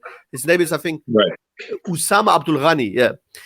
However, what they did admitted to when I say they, I mean we amongst ourselves, my mates, my peers, and when we talked about to our Shia brothers in the States, they said it's not what you expect, though. I.e., they haven't really succeeded. They expected more. With Iran being revolutionary and anti-West and whatnot, you would have thought that a lot of Afro-Americans would have chosen Shiism, but alhamdulillah, they did not. Which is even now when I check like their portals, their websites, their da'wah channels, they will have always the odd African American here and there, but on a large scale, they have failed their African American population. And I'm not saying it out of bias. I mean, if they would have been, for example, I'll give you another example. In parts of Africa, they have been successful where there's a lot of Quburism, grave worshipping type, and bid'ah already, where Shiism can really nurture like naturally, where it flourishes the most. Right. We admit to that. But amongst Afro-American, generally Salafi da'wah, Sunni da'wah is way more widespread. And they can't bring the excuse that it's only Wahhabi petrodollar money, because they invest there as well. And that's why I wanted to, maybe you can comment on these as well. And Ali mentioned it earlier. I actually visited East Africa and Tanzania and Zanzibar, and I recall, and I actually took photographs, inshallah, which I don't know if I may have uploaded some of them, I think, to my Instagram page, but the interesting thing there was that I was shown a huge complex in Tanga in Tanzania, where the Shia had built this complex, which is a combination school, masjid, and hostel. But around it, in fact, in Tanga itself, you will find that there are masajid all over the place.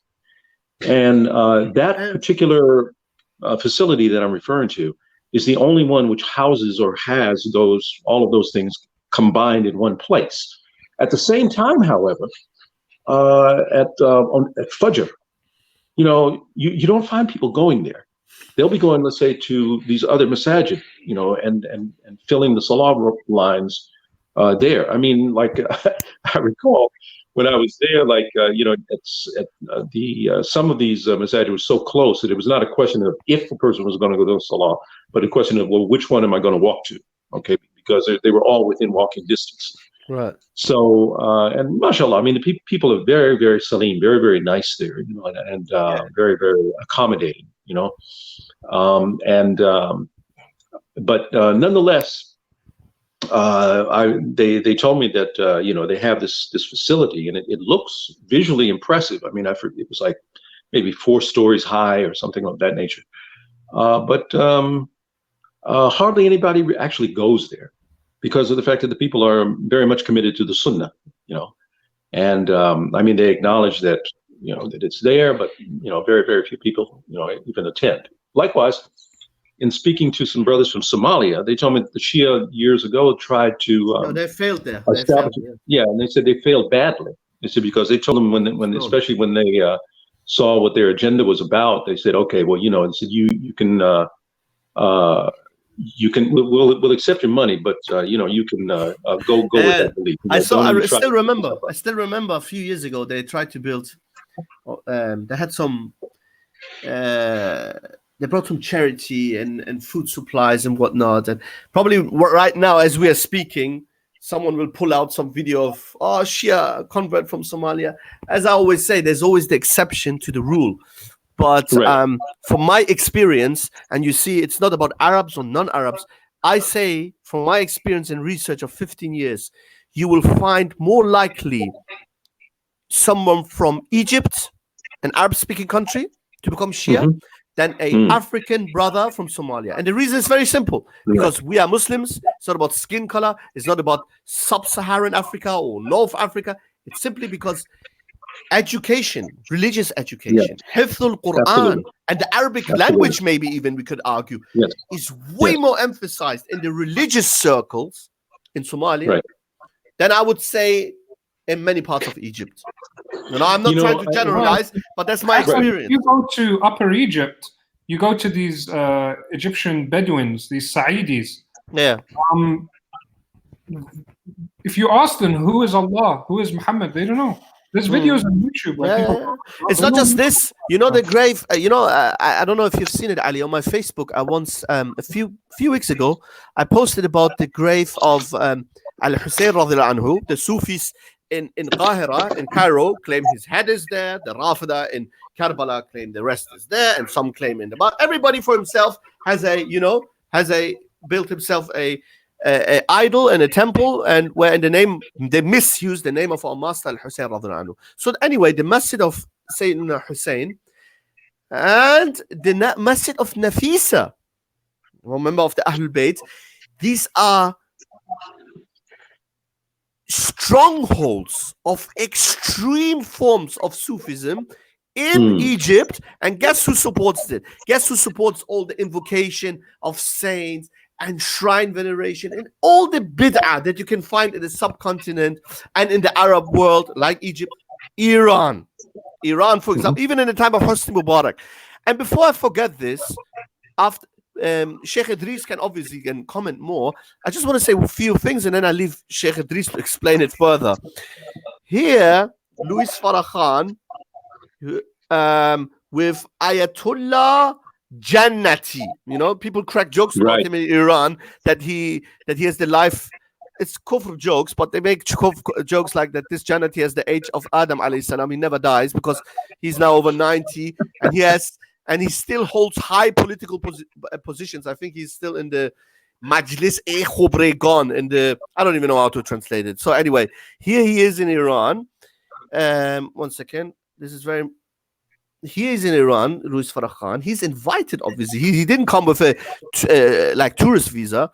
Here he is with again. You see, it's an official visit. He's been invited, and by one of the highest political authorities of Iran met him. And what is this about? Sheikh Louis Khan, astaghfirullah, Sheikh Idris, Sheikh Louis Khan. There's so much Sheikh here. Here he is with Ahmadinejad.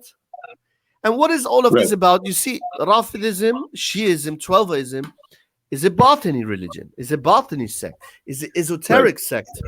As I mentioned before, and I don't want to turn it into a lecture, but this is for my own tweets that I pulled out from their tafasir, the 12 verse.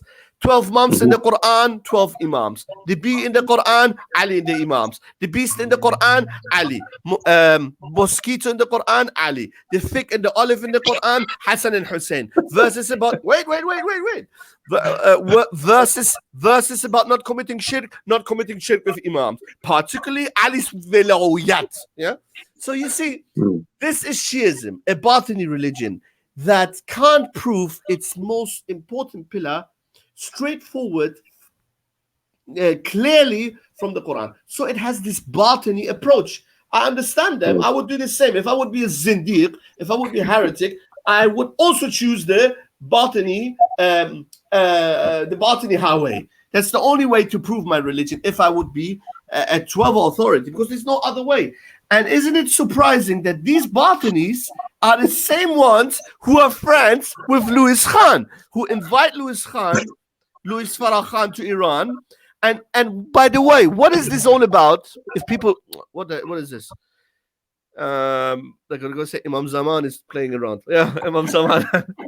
So what is this about? This meeting? Louis Farrakhan gets constantly invited to Iran at these anti-Zionist and conspiracy. Now people listening thinking, oh yeah, Hassan Shebrani Wahhabi is pro-Zionist. I say the hell of Zionists and the hell of Khomeinists and the hell with every terrorist and extremist.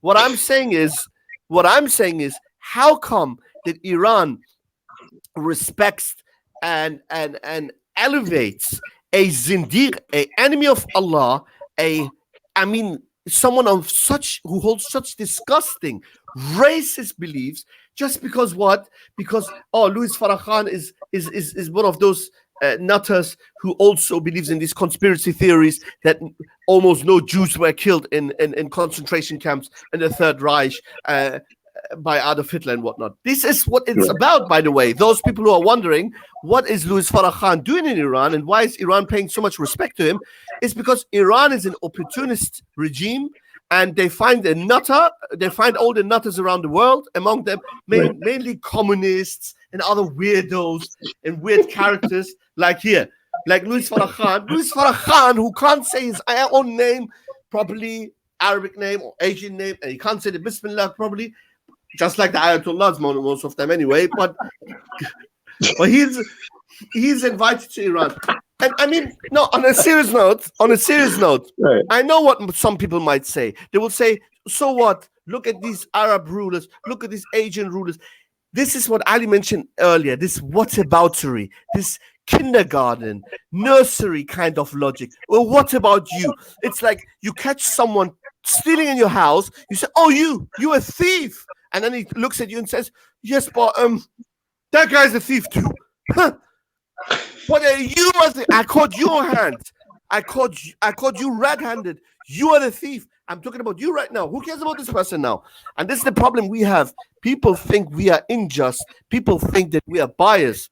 People think that the Sunni defense, for example, or my personal opposition against the Iranian regime, when I post pictures of Khamenei, the tyrant, of Khamenei, the kafir and enemy of Allah, sitting with the Chinese president, sitting with Putin, sitting with Modi, the racist Hindu extremist leader of India. When I point this out and I say this kafir, this enemy of Allah, he can preach day and night about Palestine. He can teach day and night about injustice and supporting the mustad'afin, supporting the oppressed. And it can be written in your constitution, and it is. It is written in the Iranian constitution, in the Khomeini constitution, that the Iranian government state has always the mission to support the oppressed around the world. This is all, as we say in Arabic, haki fadi. This is all empty talk, hot air, because the reality is Iran is allied to the greatest enemies of Islam. Iran is allied to China. Iran is allied to Putin. Putin, the aide of Bashar. Iran is allied to India. And here's now the thing. If they show me or us or you as a Sunni, my dear brothers and sisters who are watching, if they show you a picture of, what is his name, Prince or President or whatever, Zayed or Bin Salman or Bin whatever, we are not biased. We have the courage to say that Khamenei is committing crimes and is unjust, and any other shimar or turban or whatever wearing sultan or king or president in the Arab world. This is the difference between me and you. We condemn all evil, whereas you are biased. Because you have made these people holy. Khamenei has become holy for you. So that's why this is the problem we have, Sheikh Idris, that when these people come and say, oh, what about these Arab kings? What about these Arab treacherous countries? Yeah, we condemn them. Two wrongs don't make a right. Are they your benchmark? You see, this is really a problem I have. Whenever we talk, especially me, I'm also specialized on the field, and I write a lot about the condition of the Sunnis in Iran. When you confront them, they say to you, yeah, but what about the Shias in Saudi Arabia? Is Saudi Arabia your benchmark? Saudi Arabia is your benchmark? Saudi Arabia is your role model? Saudi Arabia Saudi Arabia, according to Shias, is the most evil, one of the most evil entities on the world. They are supposed to commit evil and injustice. So why do you bring them up? Why always this whataboutery? Why is Louis Farrakhan so much respected and elevated in Iran on state level? Because he is a nutter, a conspiracy nutter. He is a zindiq. He's a heretic, and he believes in these conspiracies. And Iran is opportunistic. What real, true Islamic government would associate himself with a kafir enemy of Allah who is racist against Caucasian brothers? Look, this is Iran. Exactly. And their leaders. Yeah, precisely. Yeah, I mean, excellent points, mashallah, tabarakallah. It's, I think that, on that likewise, these are many points, I think, which sadly a small segment of people, let's say, be they say from some of these outlying areas that Iran has reached out to, be they say. Sorry to interrupt. Please mention it, Sheikh Idris. Neo-Nazis are invited annually in these conferences as well in Iran, on these so-called anti-Zionist conferences where they go overboard, over the top. Yeah. And so, look at the constellation. Look. It's a sampling of Zanadiqa, of heretics. Louis Farrakhan, the nutter, with neo-Nazis and with Rafida, and with communists. You have the textbook pagans united. Yeah, Jazakallah khair. I mean, this is very, very, very, all very important. SubhanAllah. Strangely enough, I think one of the things I know in this, like in the Washington area, some years ago, like in the 1980s, the Shia used to have an annual conference in which they used to bring, their various speakers. And one person that they used to bring sort of consistently is now, of course, the vice head of Zaytuna Institute, none other than Zaid Shaker. They used to bring him regularly, and of course, this is something I think that not too many people are aware of, but yeah, it's sort of like commonly known that he was one of their keynote speakers that used to come, used to be invited like to their annual conference. Nonetheless, moving forward, I think that these are all very, very valid points. I mean, that you've raised. I mean, how it is that they, will come about and invite people who are more or less like the dregs of society in order to try to substantiate their status amongst people and to make it appear that they are, the bulwark against the Zionism, etc. Yeah, this is like one of the characteristics actually of the people of falsehood. Exactly. If you can comment on this, I've got it here in front of me. Holocaust deniers gather in Iran for scientific conference. Scientific conference. Ernst Zundel, a prominent German neo-Nazi, also now in jail. Louis Farrakhan. You couldn't make this up. Yeah. Iran invites a neo-Nazi, a Zindiq racist, Louis Farrakhan, and then all these people shake hands and say, "Oh, our Shia brothers, Allahumma salli ala Muhammad wa ali Muhammad, we are all the same. These evil Wahhabis, they want to eat us." I mean, the farce is unbelievable. I actually, it brings to mind like something I've mentioned before, like how Farrakhan was having connections with the British neo-Nazis. I actually have, I'll try to pull it up in a minute, some documents that show that, how this was uncovered when that took place. Yeah.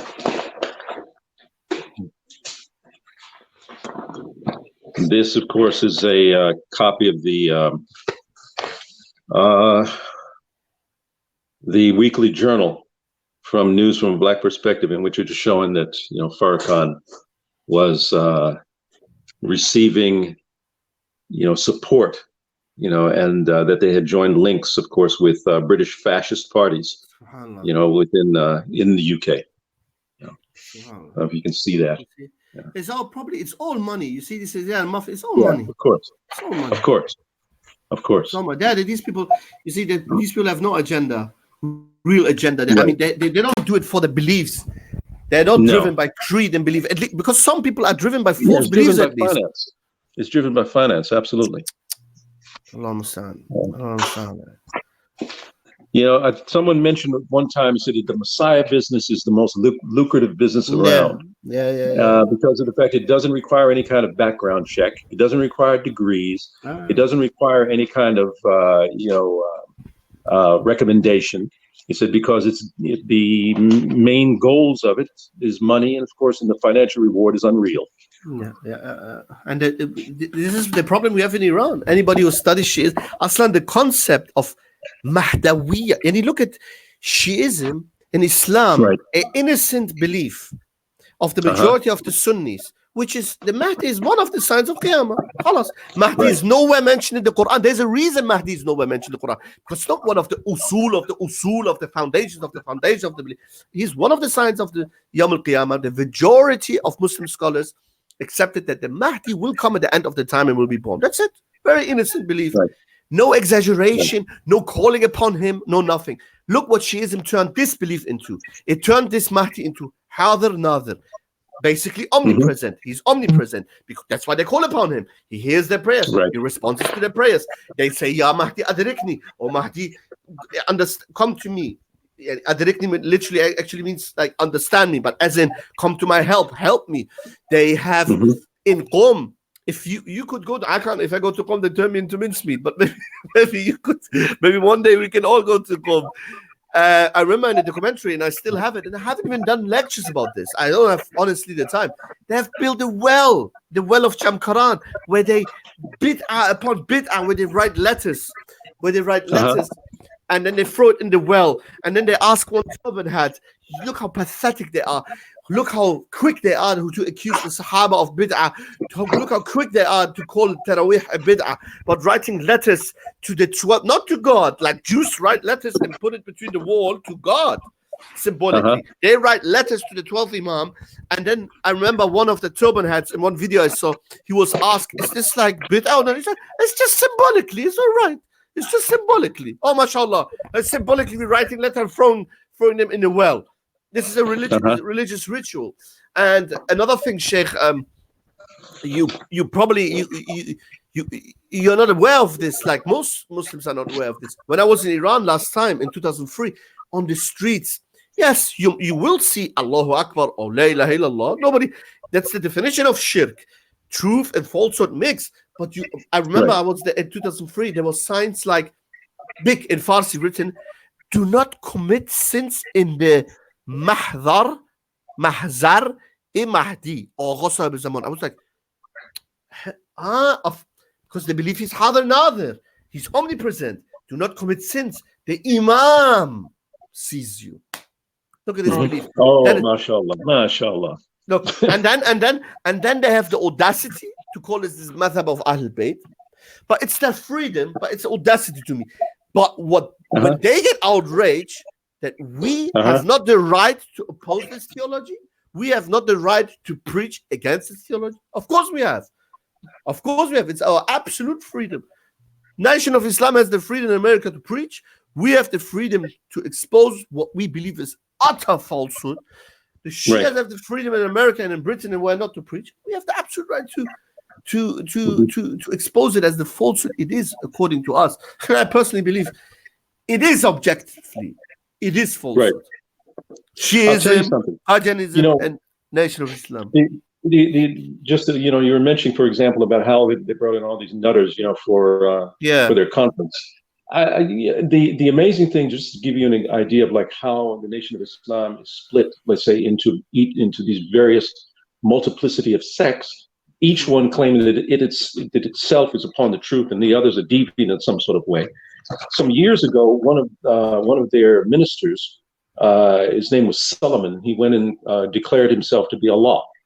And then he actually had a conference so that people could come and ask him questions directly. He said, "You want to see Allah? Here He is." And in fact, they even publicized this. Advising people, to come and see Allah in person. And of all places that they held it at, where did they hold it at? They had it at a Masonic temple. You know, so this was exposed at their own hands. Exposed Exactly. at their own hands. You know, so you want to see Allah? Here he is. But it reveals something. So, No, I can see through something here.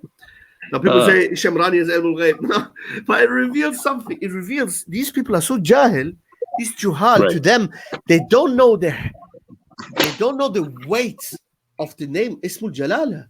Allah. Yes. The name Allah. Yes, They don't even absolutely. understand something which a primary madrasa kid, 4 or 5 years old is taught, 5, 6 years old is taught, Ismul Jalala, Allah, Lam al-Ta'rif, Al-Ilah, Allah. Yeah. They use it like some Muslims use MashaAllah. Use Allah, and this guy's Allah. And Allah was now in Walmart, and then he's going to give in a Masonic temple, he's going to give a lecture. Exactly. Another thing, of course, was when Louis Farrakhan came on national TV, and the interviewer at the time, he came on a Sunday morning press show called Meet the Press, Right. in which he was interviewed, of course, by the NBC reporter, who asked him very directly. He said that last year, he said you gave an interview. He said to Henry Louis Gates, a professor from Harvard, in New Yorker magazine, where he asked you whether you still subscribe to the teachings of Elijah Muhammad on Yaqub, a black scientist who 6,600 years ago created the white man. Yeah. And that by the end of the 20th century, a spaceship will come and rain down upon white people and people who don't embrace Islam. Do you still subscribe to the teachings of Yaqub, that Yaqub, the black scientist, created the white man? So what did Farrakhan say? He said, I subscribe to every word that the Honorable Elijah Muhammad taught us. And this is something which the Nation of Islam still prints, and you can still download it from their website. Unbelievable. His own words.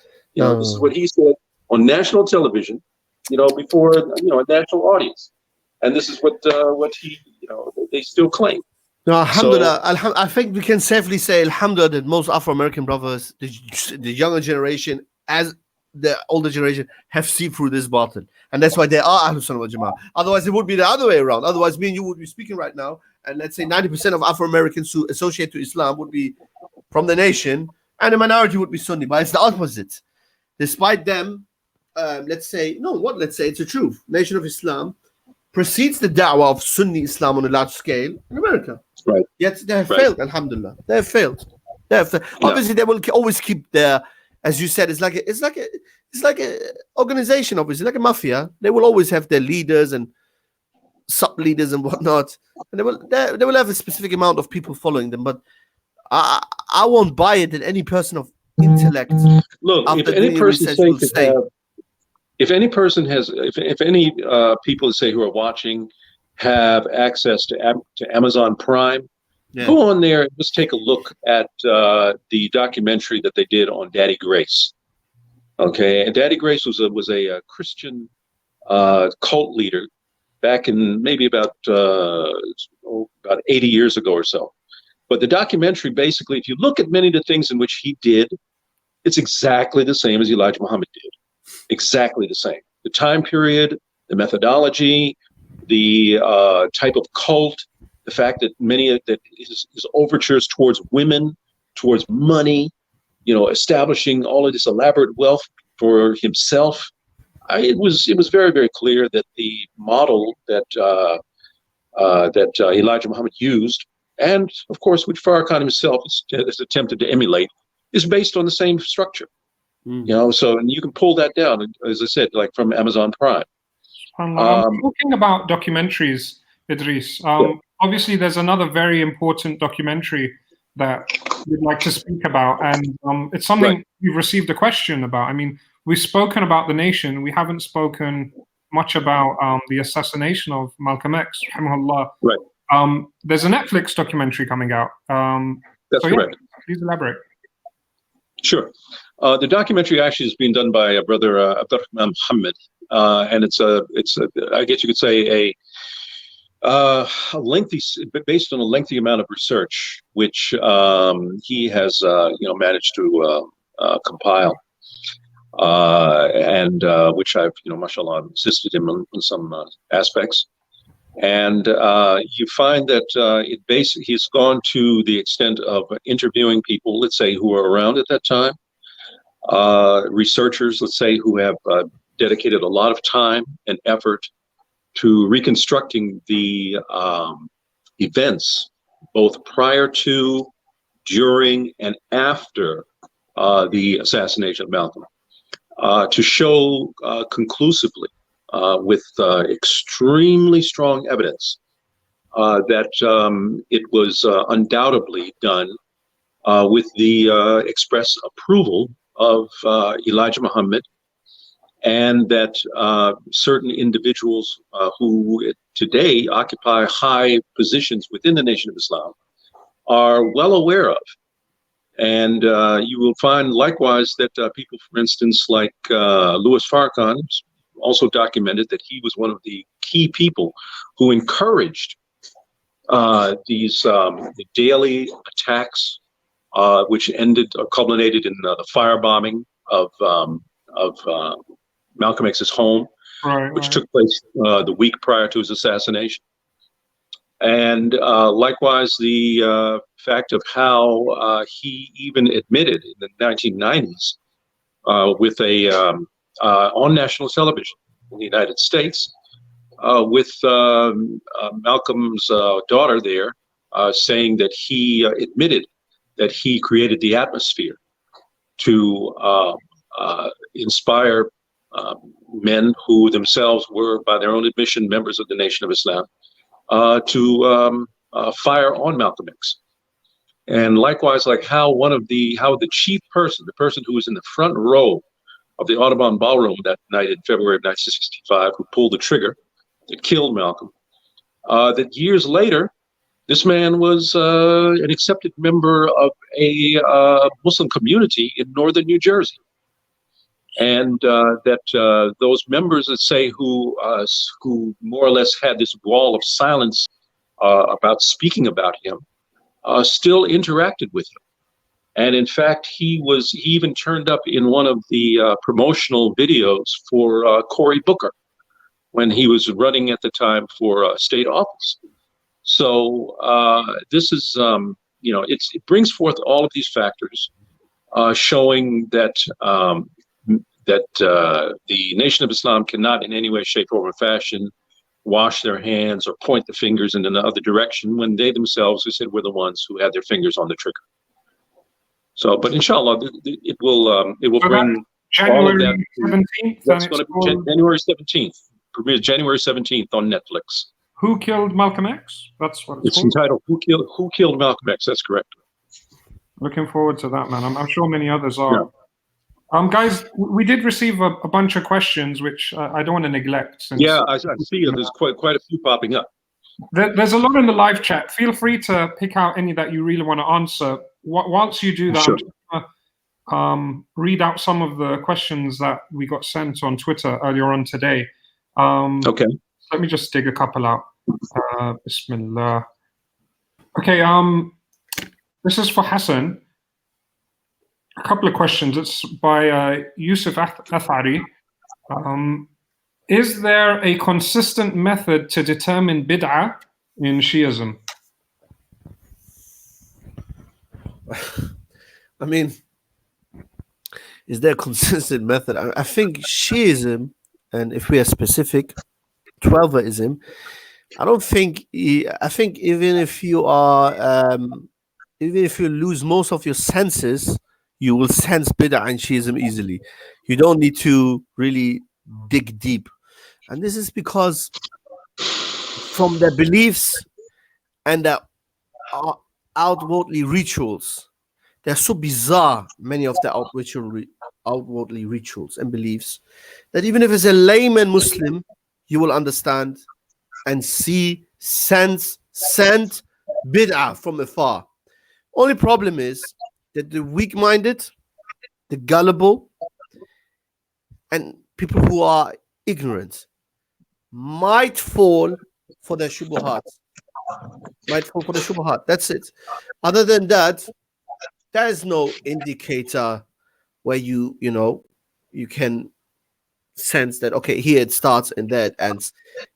If you ask me, if you are a semi-knowledgeable Muslim Sunni who studied his deen, you can sense the falsehood of Twelverism from afar. Just like you can sense the falsehood of Qadianism and Mu'tazilism and so on and so forth. It's a question I've asked before. It's something I spoke to Farid about recently, and it was always, I don't know. Like, we don't know what bid'ah is to them. I posted a tweet maybe about 6 months ago asking Shias, what is bid'ah to you? And I got one response, which was... Oh, what is bid'ah to them is the question. Okay, yeah. Oh, I got one response, which was what we say, anything that goes against Quran and Sunnah, anything innovated into the religion. Okay, let's be fair then. No, this is now very different phrase. What is bid'ah to them?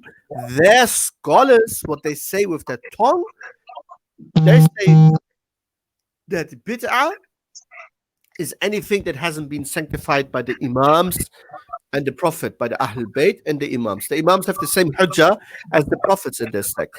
Now, you as a Sunni, and the Sunni viewers now might be confused and say, yeah, but what about mud bathing, firewalking, slashing yourself, and all these bizarre carnivalistic rituals? Well, they have extended it to make everything fall into the category of Sunnah. For example, the scholars say, this is how they play with the deen. This is how they play with the Quran. The scholars say, the Prophet said, Husseinu minni wa ana min al-Hussein. Hussein is from me and I'm from Hussein. Whoever loves Hussein loves me. Hadith is sahih. It exists in our books. But it is about the merit and virtue of Hussein, right? Every normal, straight-thinking, intellect-possessing Muslim will understand he has to love Hussein. But what do their scholars understand from this? Well, based on this, we can now run a carnival, annual carnival, self-flagellate, exaggerate in wailing, call upon Hussein, and do all this bid'ah in his name. And when the Sunni comes to us and holds us by our collar and says, Hi, what are you doing there? What is going on? What is all this bid'ah about? They will respond, well, in Sahih Bukhari, it says that loving Hussein is from, the Prophet said, Hussein is from me and I'm from Hussein. Loving Hussein is loving me. Allah loves the ones who love Hussein. You understand? They take narrations about the merits of the Ahlul Bayt, about the virtues of the Ahlul Bayt, about the Fada'il, and based on these narrations, they justify everything that is bid'ah to you. So when you say, but mud crawling is not bid'ah, a grave crawling to the shrines, and calling upon the Imam, they will say it all falls under loving the Imams. Do you understand? So bid'ah to them, generally, they will say something correct. Generally, they will say bid'ah is anything that wasn't sanctified by Rasulullah. And by extension, the Imams, which this is wrong according to according to Islam. There is no hujjah. Neither Abu Bakr nor the Imams are hujjah. But the first part, what they say is correct. They say, bid'ah is what hasn't been sanctified by Islam, by Allah and His Messenger. But this is the trick of the shaitan. They say something correct, but then the way they apply it, I've just explained it. I hope it's clear. Barakallah fiqh. Question to Sheikh Idris. So Brother Devin, may Allah bless him, he's asking, what's your YouTube channel? And what's your plan for your YouTube channel? Obviously, we've spoken about this stuff recently, Idris. Yeah, I just put a thing. I just typed out a link there on the YouTube screen or YouTube stream, excuse me. But yeah, just look up my name, Idris Palmer. It's right there. It will come up, inshallah. Guys, on YouTube. You got to keep bugging Idris on Twitter. Keep pushing him. I've been doing it for 6 months, getting him to do this kind of stuff. Eventually, it's like, you know what? Just jump on, man, because it's beneficial. It's super interesting, and it's niche, much like what we do. Niche, it's right. Being addressed by anyone. It's more than niche. What do you mean niche? Nobody does what he. I haven't. Where can I type on YouTube an Afro-American brother exposing or explain the falsehood of the nation? I don't know of any. So it's not niche, it's more than niche. So it's a necessity. MashaAllah. So yeah, guys, keep bugging him on Twitter, and then he'll eventually do it. Inshallah. Okay, another question. Give me a second. There's been a few. I'm just scrolling through my questions. Bismillah. I see a couple good ones up here. I see one, for example, one was saying, is it true that the son of Elijah Muhammad went on radio and had all the members of the NOI recite the Shahada and affirm true Islam? Much of this is in legend, but very few of it is actually verified. You know, there's this perception that, in general, that Warathi Muhammad did that in some sort of esoteric, ethereal way. That he supposedly had large numbers of Louis Farrakhan's organization, or even his own followers, do that. But there's no actual, solid evidence that he ever did that. And in fact, if you check the record, you will find via his newspapers, via his writings, via his recordings, etc., you won't find that. It's very, very. You will find, for example, maybe himself saying the Shahada, but in terms of, let's say, large numbers of his followers, no. There's nothing to that one can find via actual documentation. Probably for every time he says the Shahada, he negates it a few hundred times a day. Probably is even. Yeah, without doubt. You know, because the times in which he himself has negated it is literally overwhelming. You know, I mean, there's this general perception, I think, when people mention his name, they say, "Oh yeah, he changed from his father's beliefs and he changed his community, etc." Well, there's a distinct difference between, say, those people who used to or who followed WD, who perhaps may have been followers of Elijah, and then followed the son, and then followed the son via the various convoluted metamorphosis that his followers through. That there were some who basically, you could say, divided into two types. Those people, let's say, who still maintain those ideas, those concepts, which WD himself maintained, those botany type of convoluted, esoteric type of tafsir, of movies and everything that exists. And then those people, let's say, who left that group and who later developed as Muslims. Why? Not so much because of what Elijah taught or because of what WD taught or may have even led them to. No. But rather, those people who left that community and interacted with members of other communities and Muslims in the greater realm of the Islamic diaspora and began to interact and learn from them. Those were the people, let's say, who really changed and evoked and became prominent members of the Muslim body in general. As opposed, let's say, to those people who still maintain this legend that Elijah Muhammad was one of the pioneers of Islam and that he was a person, let's say, who we need to esteem and may Allah forgive him his sins and grant him paradise.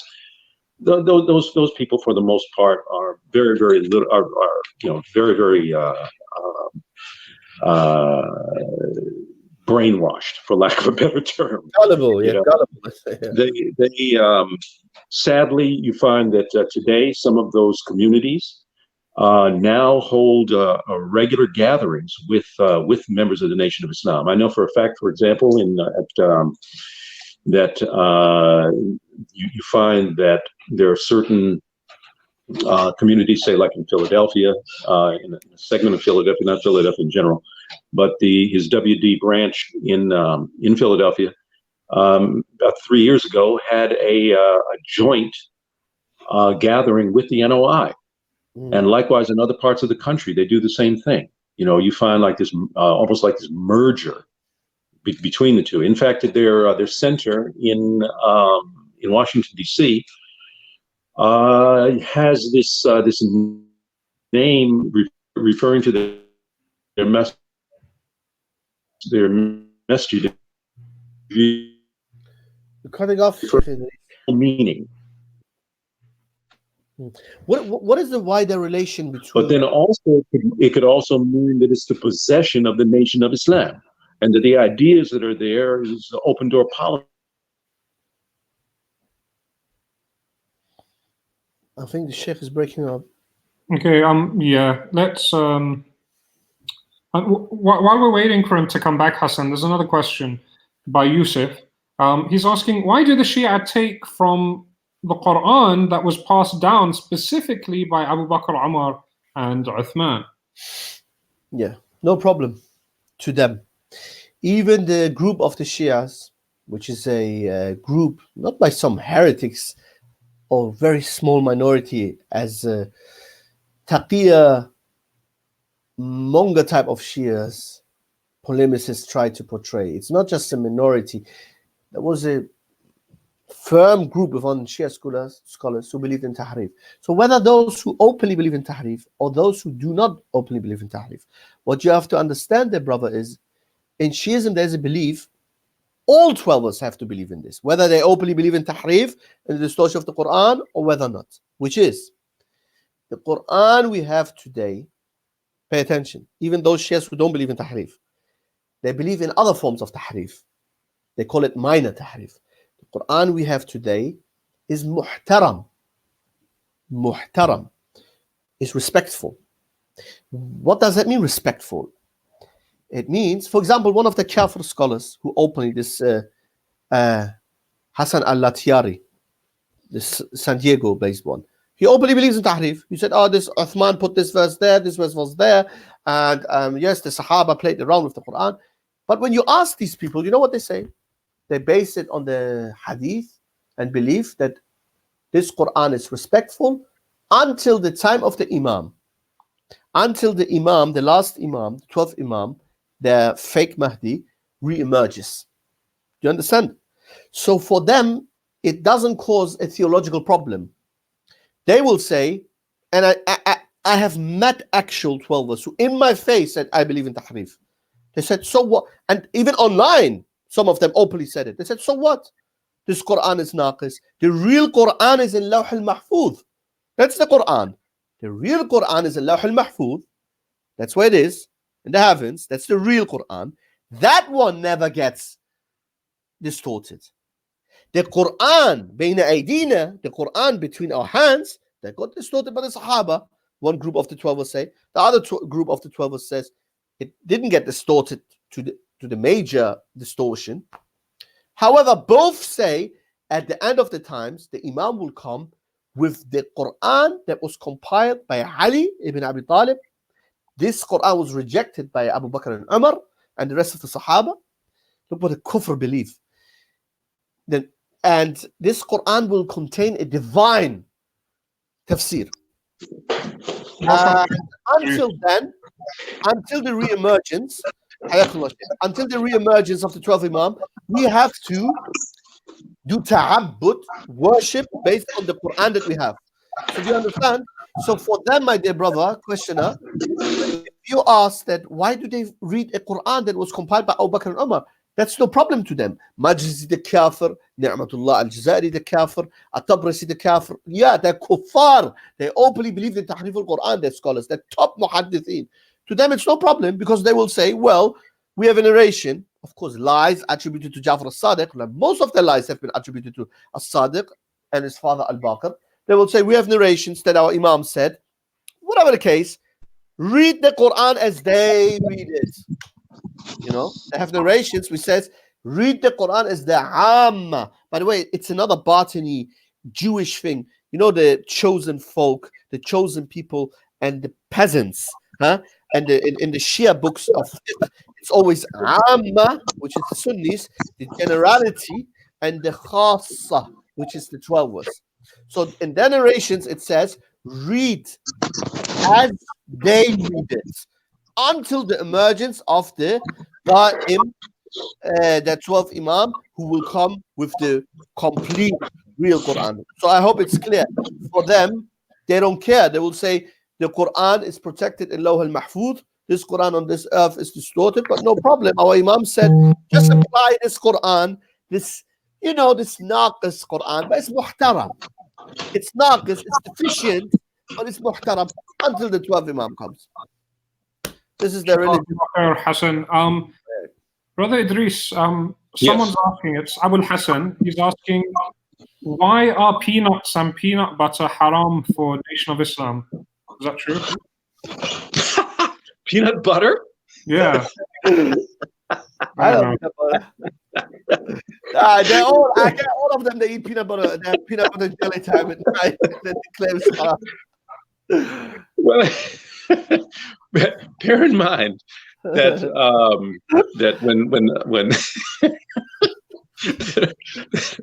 that when Elijah Muhammad wrote a book, it was a 2-volume set that he came out with. One was in, if I recall right, one was in both of them came out in late 1960s in the aftermath of Malcolm X's assassination.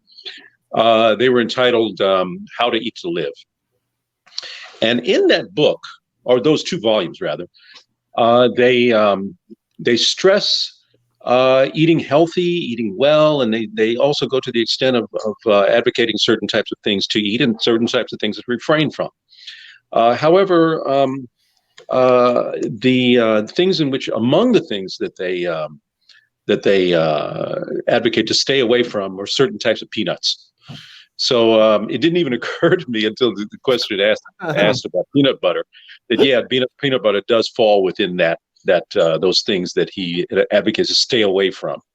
But he also said, by the way, Sheikh Idris, do they categorically stay away from pork? Is that at least something that, not that it's the most important issue, but I mean, I would be shocked if even there's difference of opinion among the ulama. No, pork is one of the things that they definitely stay away from for sure.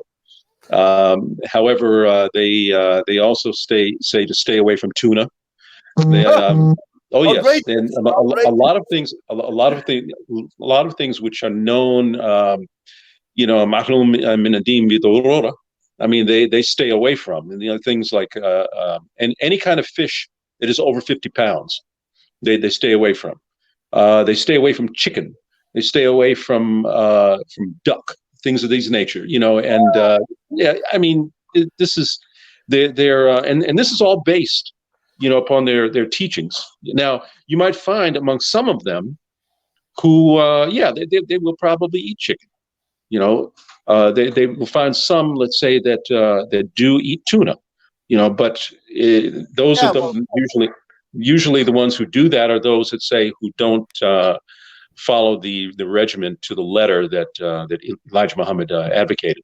Yeah, they also have their own. Their women folk have this own style of hijab, which you can tell is something they try to be kind of modest. Yeah, it's more uniform than hijab. It's more part of a regimented type of uniform than it is hijab. This reminds me. I don't know. You probably know about them, about the MEK, the Mujahideen Khalq organization. It's you see the women folk. They don't. I remember my mother's friends. Some of them, our neighbors. Some of them were from the MEK. None of them was wearing hijab. And when I was a child, I was always confused. Because it's like a uniform when they're on TV and in the gatherings. And the leader is a woman, Mariam Rajavi. And they wear the headscarf very ugly like this, like some witches. Like this. Sure. I don't like this Iranian type of like this, they do it. And and also it's like uniform like, and the men are all clean shaven and the women wear like the hijab like this.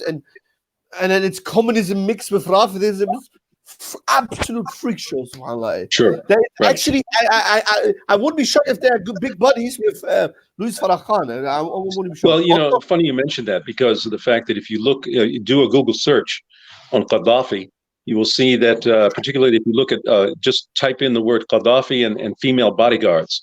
Yeah. Okay, and what will pop up is not only a picture of him, but also a picture of Louis Farrakhan with his female bodyguards. He had female bodyguards as well. He copied from him. Yeah. He copied from him. So you'll find that it's the one of the books I was referring to was, let's see, these two. This 2-volume set, How to Eat to Live. Okay, volume 1 and 2. Okay, one of the things that he mentions, especially I believe it's in this one, volume 2, was the food, the people and the food of Mars. Now, he wants to claim that oh yeah, as well as some of the convoluted things which he says regarding eating types of foods which we know by default are halal, like chicken. And I'll just give you an example. He says here, this is on page 53 of the same book. He says here, Allah God, he said, who came in the person of Master Fard Muhammad, to whom praises are due forever, taught me that no meat is good for us. Yeah. He said, except the little pigeon that has never flown from its nest. Okay. But he goes on further. He says, Sheikh, beef. you keep continuing. Yes. You keep continuing because I need to go quickly to pray. I'm going to be back, inshallah. Inshallah. Inshallah. Okay. So he goes on and he says that Allah taught me, he said, that no bird is good for us to eat. Okay. It was a contradiction. How are you going to say on the one hand, that it's okay to eat a particular bird, but then you come on the same page, and say that there's certain types of birds or that you can't eat birds. So, and then he goes on, likewise on the very same page, he says, Allah God, he said, who came in the person of Master Fard Muhammad, to whom praises due forever, taught me that the people of the planet Mars lives 1,200 of our Earth years. Okay, this is nothing that I'm making up. This is what they themselves say in this very same book. You can look it up. It's right there. Okay, what they themselves say. They never talk about these things. Okay, why? Because of the fact that any person who has any kind of semblance of intelligence would know that that's total nonsense. Okay, so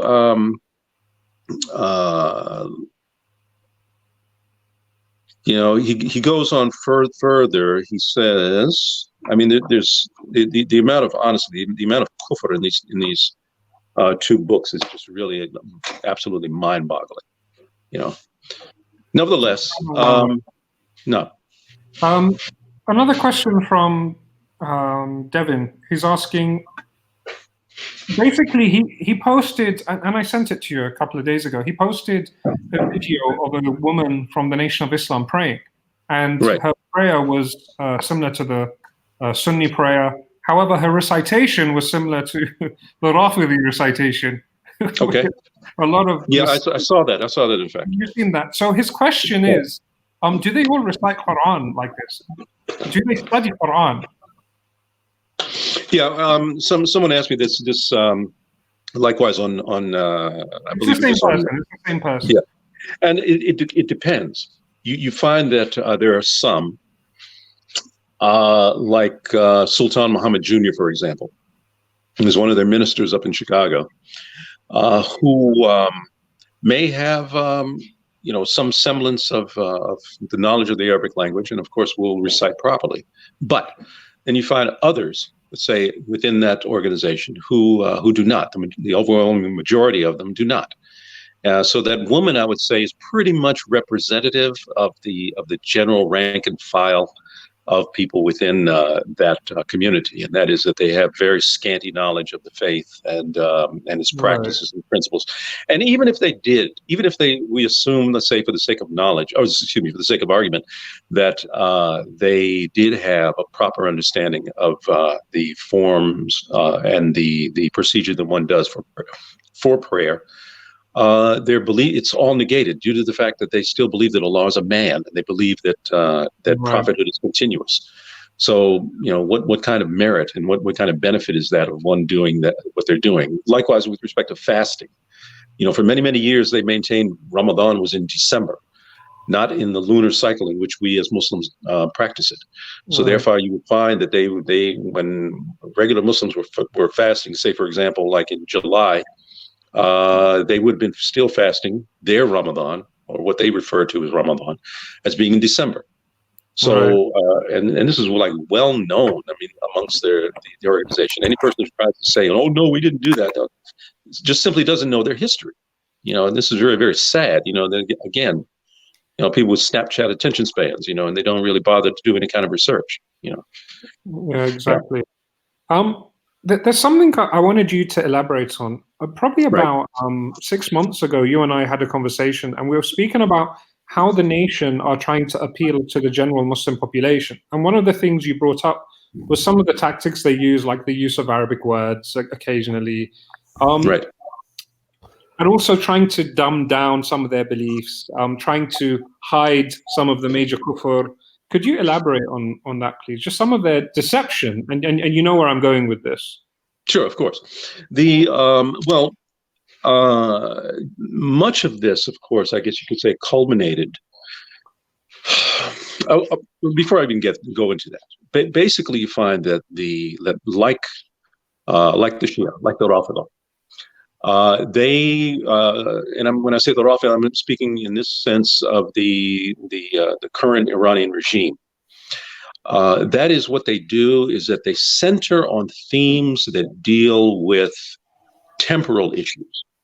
You very rarely will find that the Nation of Islam, in any context, will discuss issues, or I should say, of two major issues. Okay, and that is issues of the unseen and issues of the hereafter. They rarely, if ever, will discuss those two issues.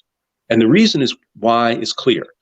And that is that if in any way that they start to discuss any issues of the unseen or any issues of the hereafter, inevitably it leads up, or it generates a type of thinking that can own that is very, very little from that of an atheist. Because it essentially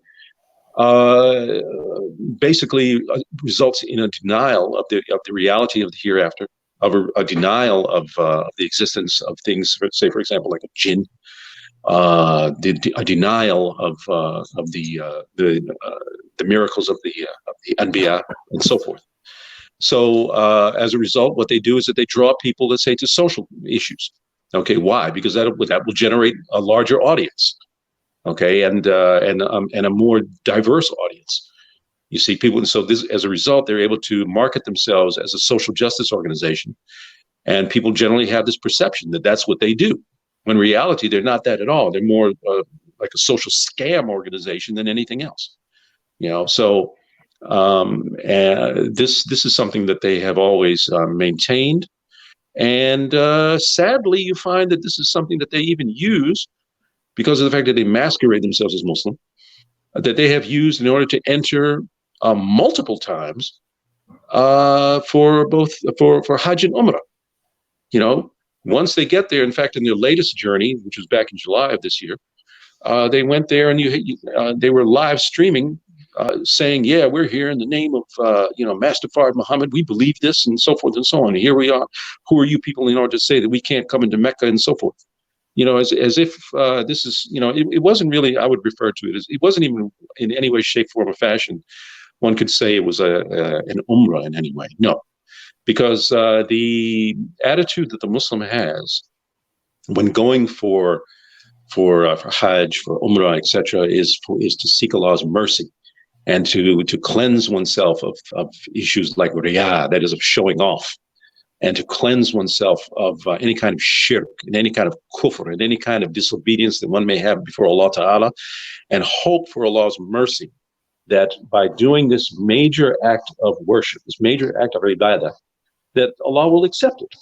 But on the contrary, what did these guys do? They just went there basically as a publicity stunt. And it was very, very clear that this is what they were doing when they were coming there and pose and preen in front of the camera and basically thumb their nose at the Muslim world for claiming that, no, you can't enter into Mecca unless you declare yourself a Muslim. And they're basically saying, well, here we are, we're not Muslim, and here we are. Who are you to say? And we're being treated as guests, etc. Well, let's face it. Sadly, the current regime there is more concerned about other issues than whether or not a person is or is not a Muslim. So yeah. I mean that's another topic in and of itself. Yeah. Anything else? Barakallah feek.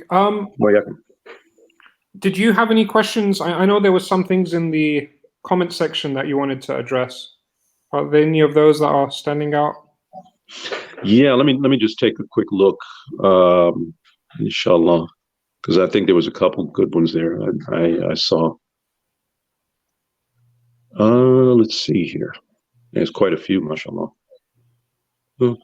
I've got a question. Because I've got a friend who's an imam in America, in New York, close Correct. to where the Nation of Islam have one of their temples. And Okay. he said basically, his masjid is very, very close to theirs. By the way, why do they call it temple? Good, sorry to interrupt. Yeah. Why do they call it temple? Yeah, that is a good one. Well, I think that actually, I don't believe that they now refer, Allah knows best. I mean, some of them may still refer to it as being a temple, which is essentially what they themselves used many years ago. But today, of course, they now call it mosque. They may call it center. And in fact, likewise, in order to further disguise themselves, they may even go to the extent of calling it masjid, which is none of the above. But they even got the most basic things wrong at the beginning. I mean, yeah, absolutely. So my question is, how do they engage with the Muslims? Do they try to engage with the Muslims? Do they try to? Well, you see, because of the fact, you see, just like, and this is a very, very important question that you asked, because of the fact that just like, and this is very, very important for any Sunni Muslim, any person who gives the NOI any kind of benefit of the doubt, is to understand this. Every botany has an objective, and that is the botany believes that they themselves are already upon Islam. And it is you Sunnis who are not. And that therefore their objective is that you become one of them, not the other way around. Yeah. This is a very, very important point. So those people who assume that, they're going to be coming to Islam and they've got their imams and they're going to become Muslim and yes, and just give them a little time and so forth. You have some people out there who've been saying that mantra for the last 4 decades, and they have not yet turned or shown any kind of inclination to coming to Sunni Islam. This is very, very clear. But again, the point is that the botany, who the NOI unquestionably are, they maintain that they have no intention whatsoever. And in fact, Elijah Muhammad in his own writings made that clear, that they have no intention whatsoever to become Sunni. What they have an intent, what they want is for you to come to them, not the other way around. Right. In other words, they will not.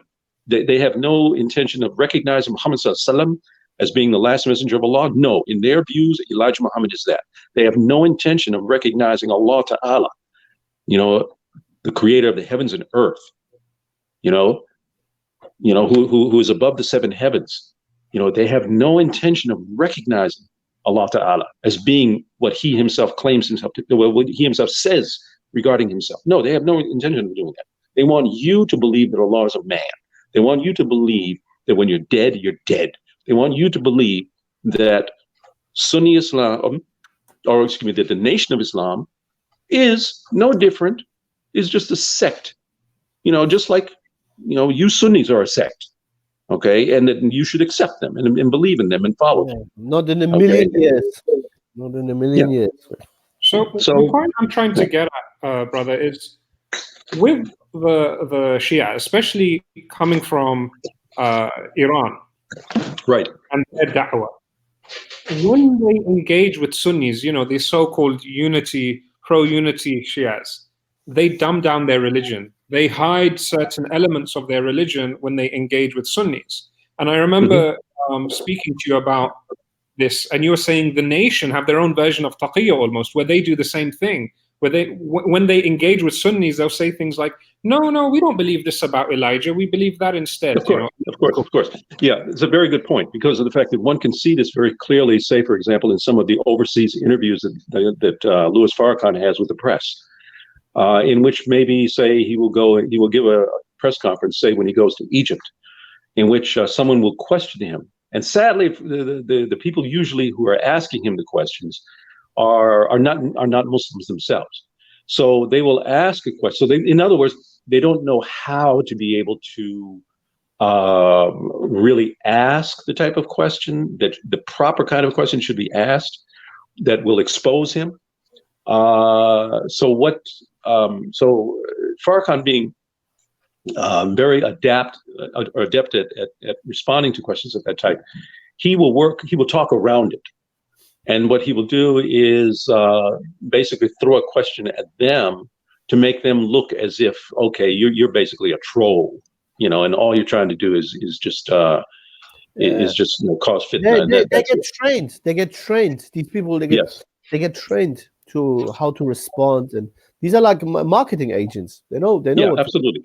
I'll give you an example. Like in 1986, Louis Farrakhan came for Hajj, and when he was there, he was basically told to his face that he had to reject, Elijah and Fard, and he agreed to do so. The problem is that when he returned to the United States and gave a major conference, press conference here in the United States, in New York, he basically lambasted those who even questioned him and twisted the argument and what they said completely around, and lied to his followers and said that they tried to question me about Honorable Elijah Muhammad, and he said that I will never give him up. Okay, well, that's not what you said when you were in Mecca. All right. So yeah.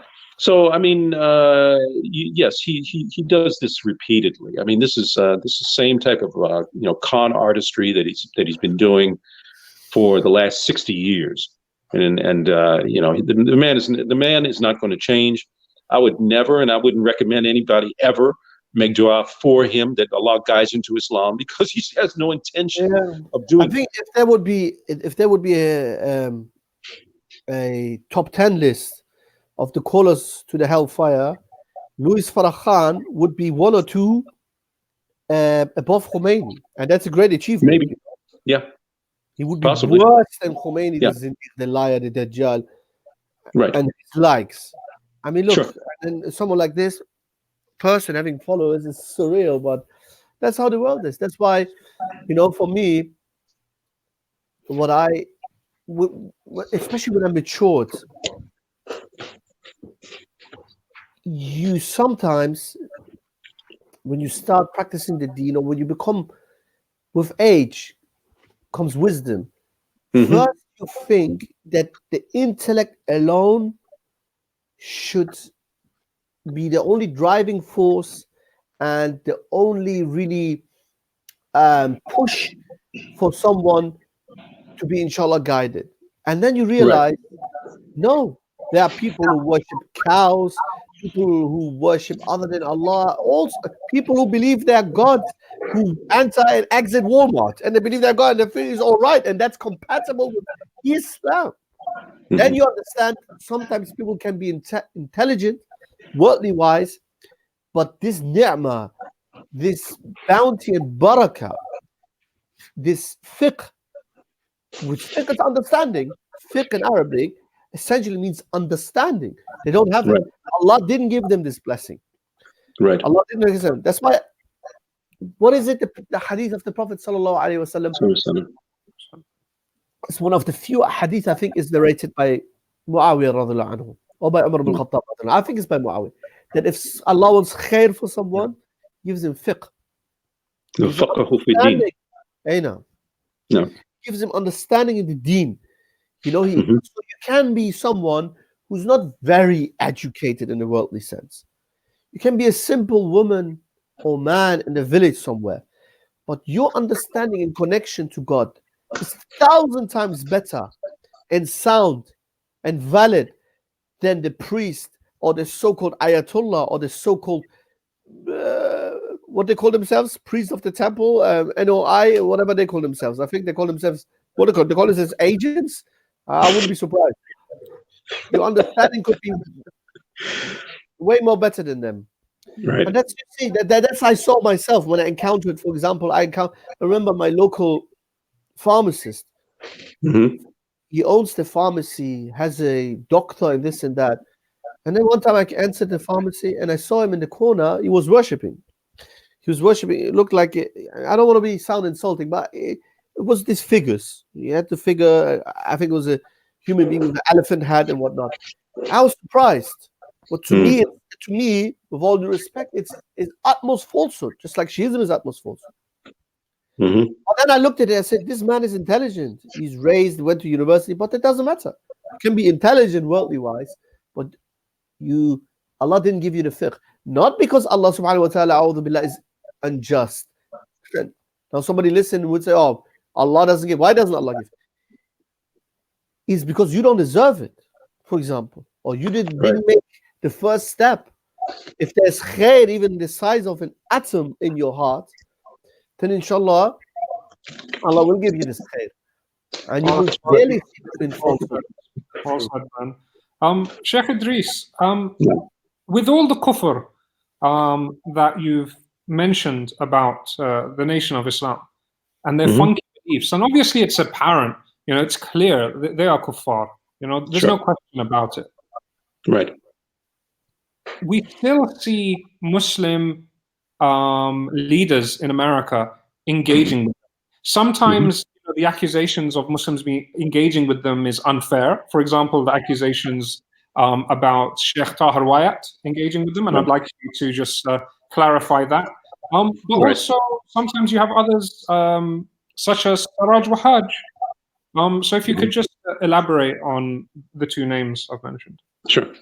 Like first and foremost, again, sorry, and this goes back to Ali. I have to apologize. Sorry, before the Sheikh answers, because I need to leave now. It's over 2 hours. I need to go inshallah. Then for another time, inshallah, we can. It was nice, inshallah. Inshallah. Okay. Jazakallah khair, Hassan. Assalamu alaikum wa rahmatullah. Alaikum salam. Assalamu wa rahmatullah. So yeah, again, and obviously this brings us into these methods of trickery and propaganda, trying to, use Muslim figures as a form to say, hey, look, we are Muslim, we are accepted.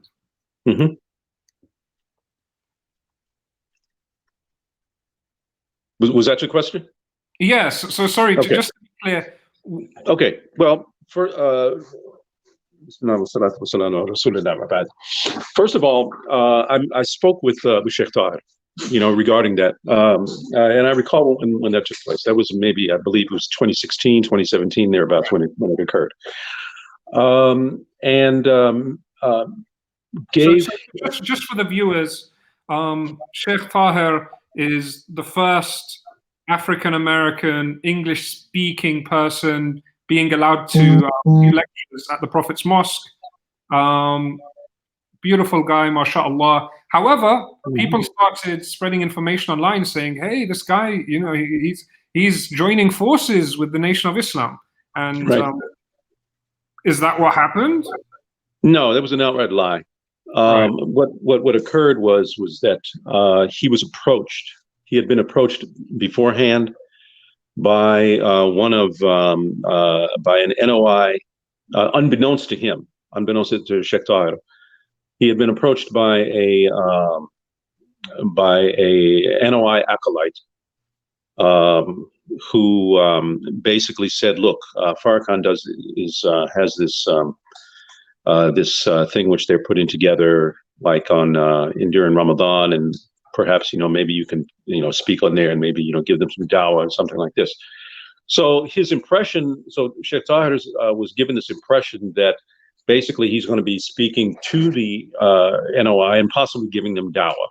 This is what he was told, and this is the impression that he had. So when he spoke, it was just basically a call-in, which they had him do at that time.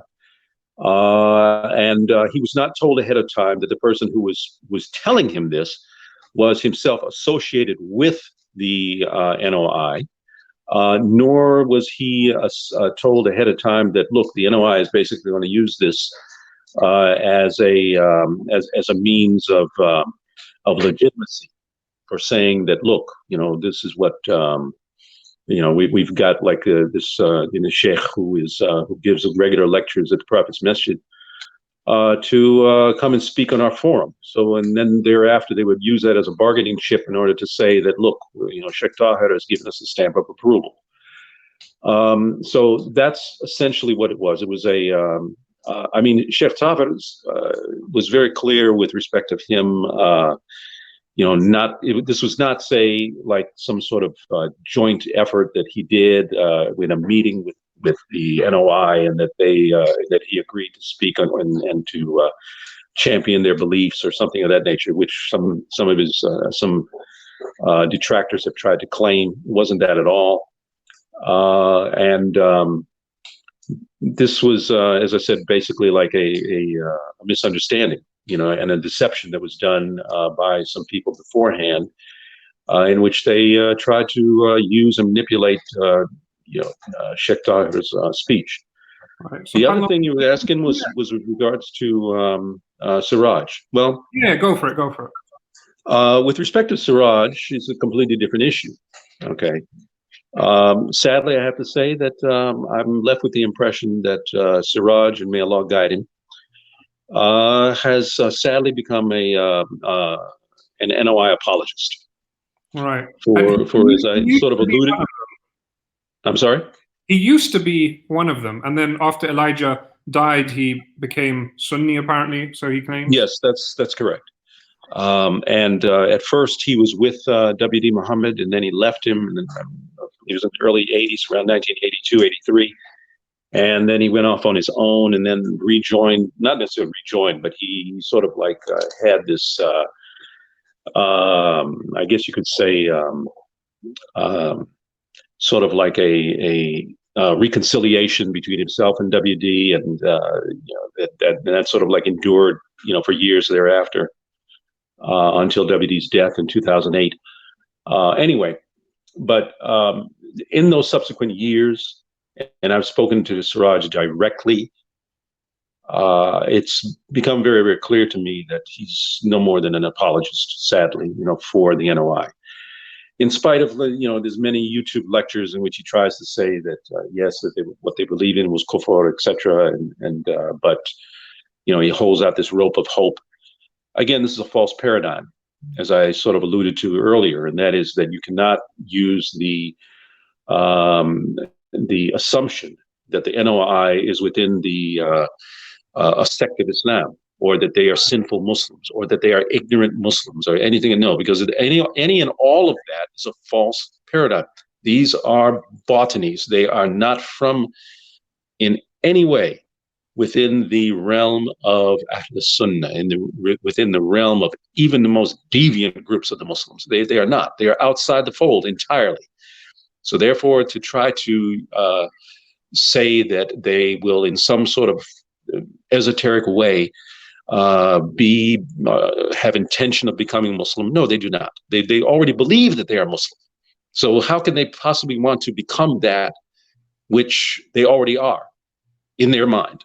You see, and on top of that, one needs only read what Elijah Muhammad himself says. One needs only look at what Farrakhan himself say on a regular basis. They don't have any intention of becoming Muslim, none whatsoever. They have no intention to stop from saying that Allah is a man, stop from believing that prophethood is continuous. These are the very two principles that they have no intention whatsoever of abandoning. And they believe that you who say that they need to abandon those things need to become what they are. This is what they believe. Okay, so this is really, this is like the belief of Quraysh, this kind of shirk, is really no different than that of a wide range of botany cults. No. Subhanallah. Barakallah. Well, yeah. Is there anything else you wanted to address? Any other comments? Well, inshallah, I think there was one question there that I saw where someone asked about Wallace Fard Muhammad. This is supposed, the godhead of the Nation of Islam, and the person to whom Elijah himself claims was Allah in person. All right. Well, I'll only be very brief on that because it's a major topic in and of itself. But basically, think of the Nation of Islam as being an inverted pyramid.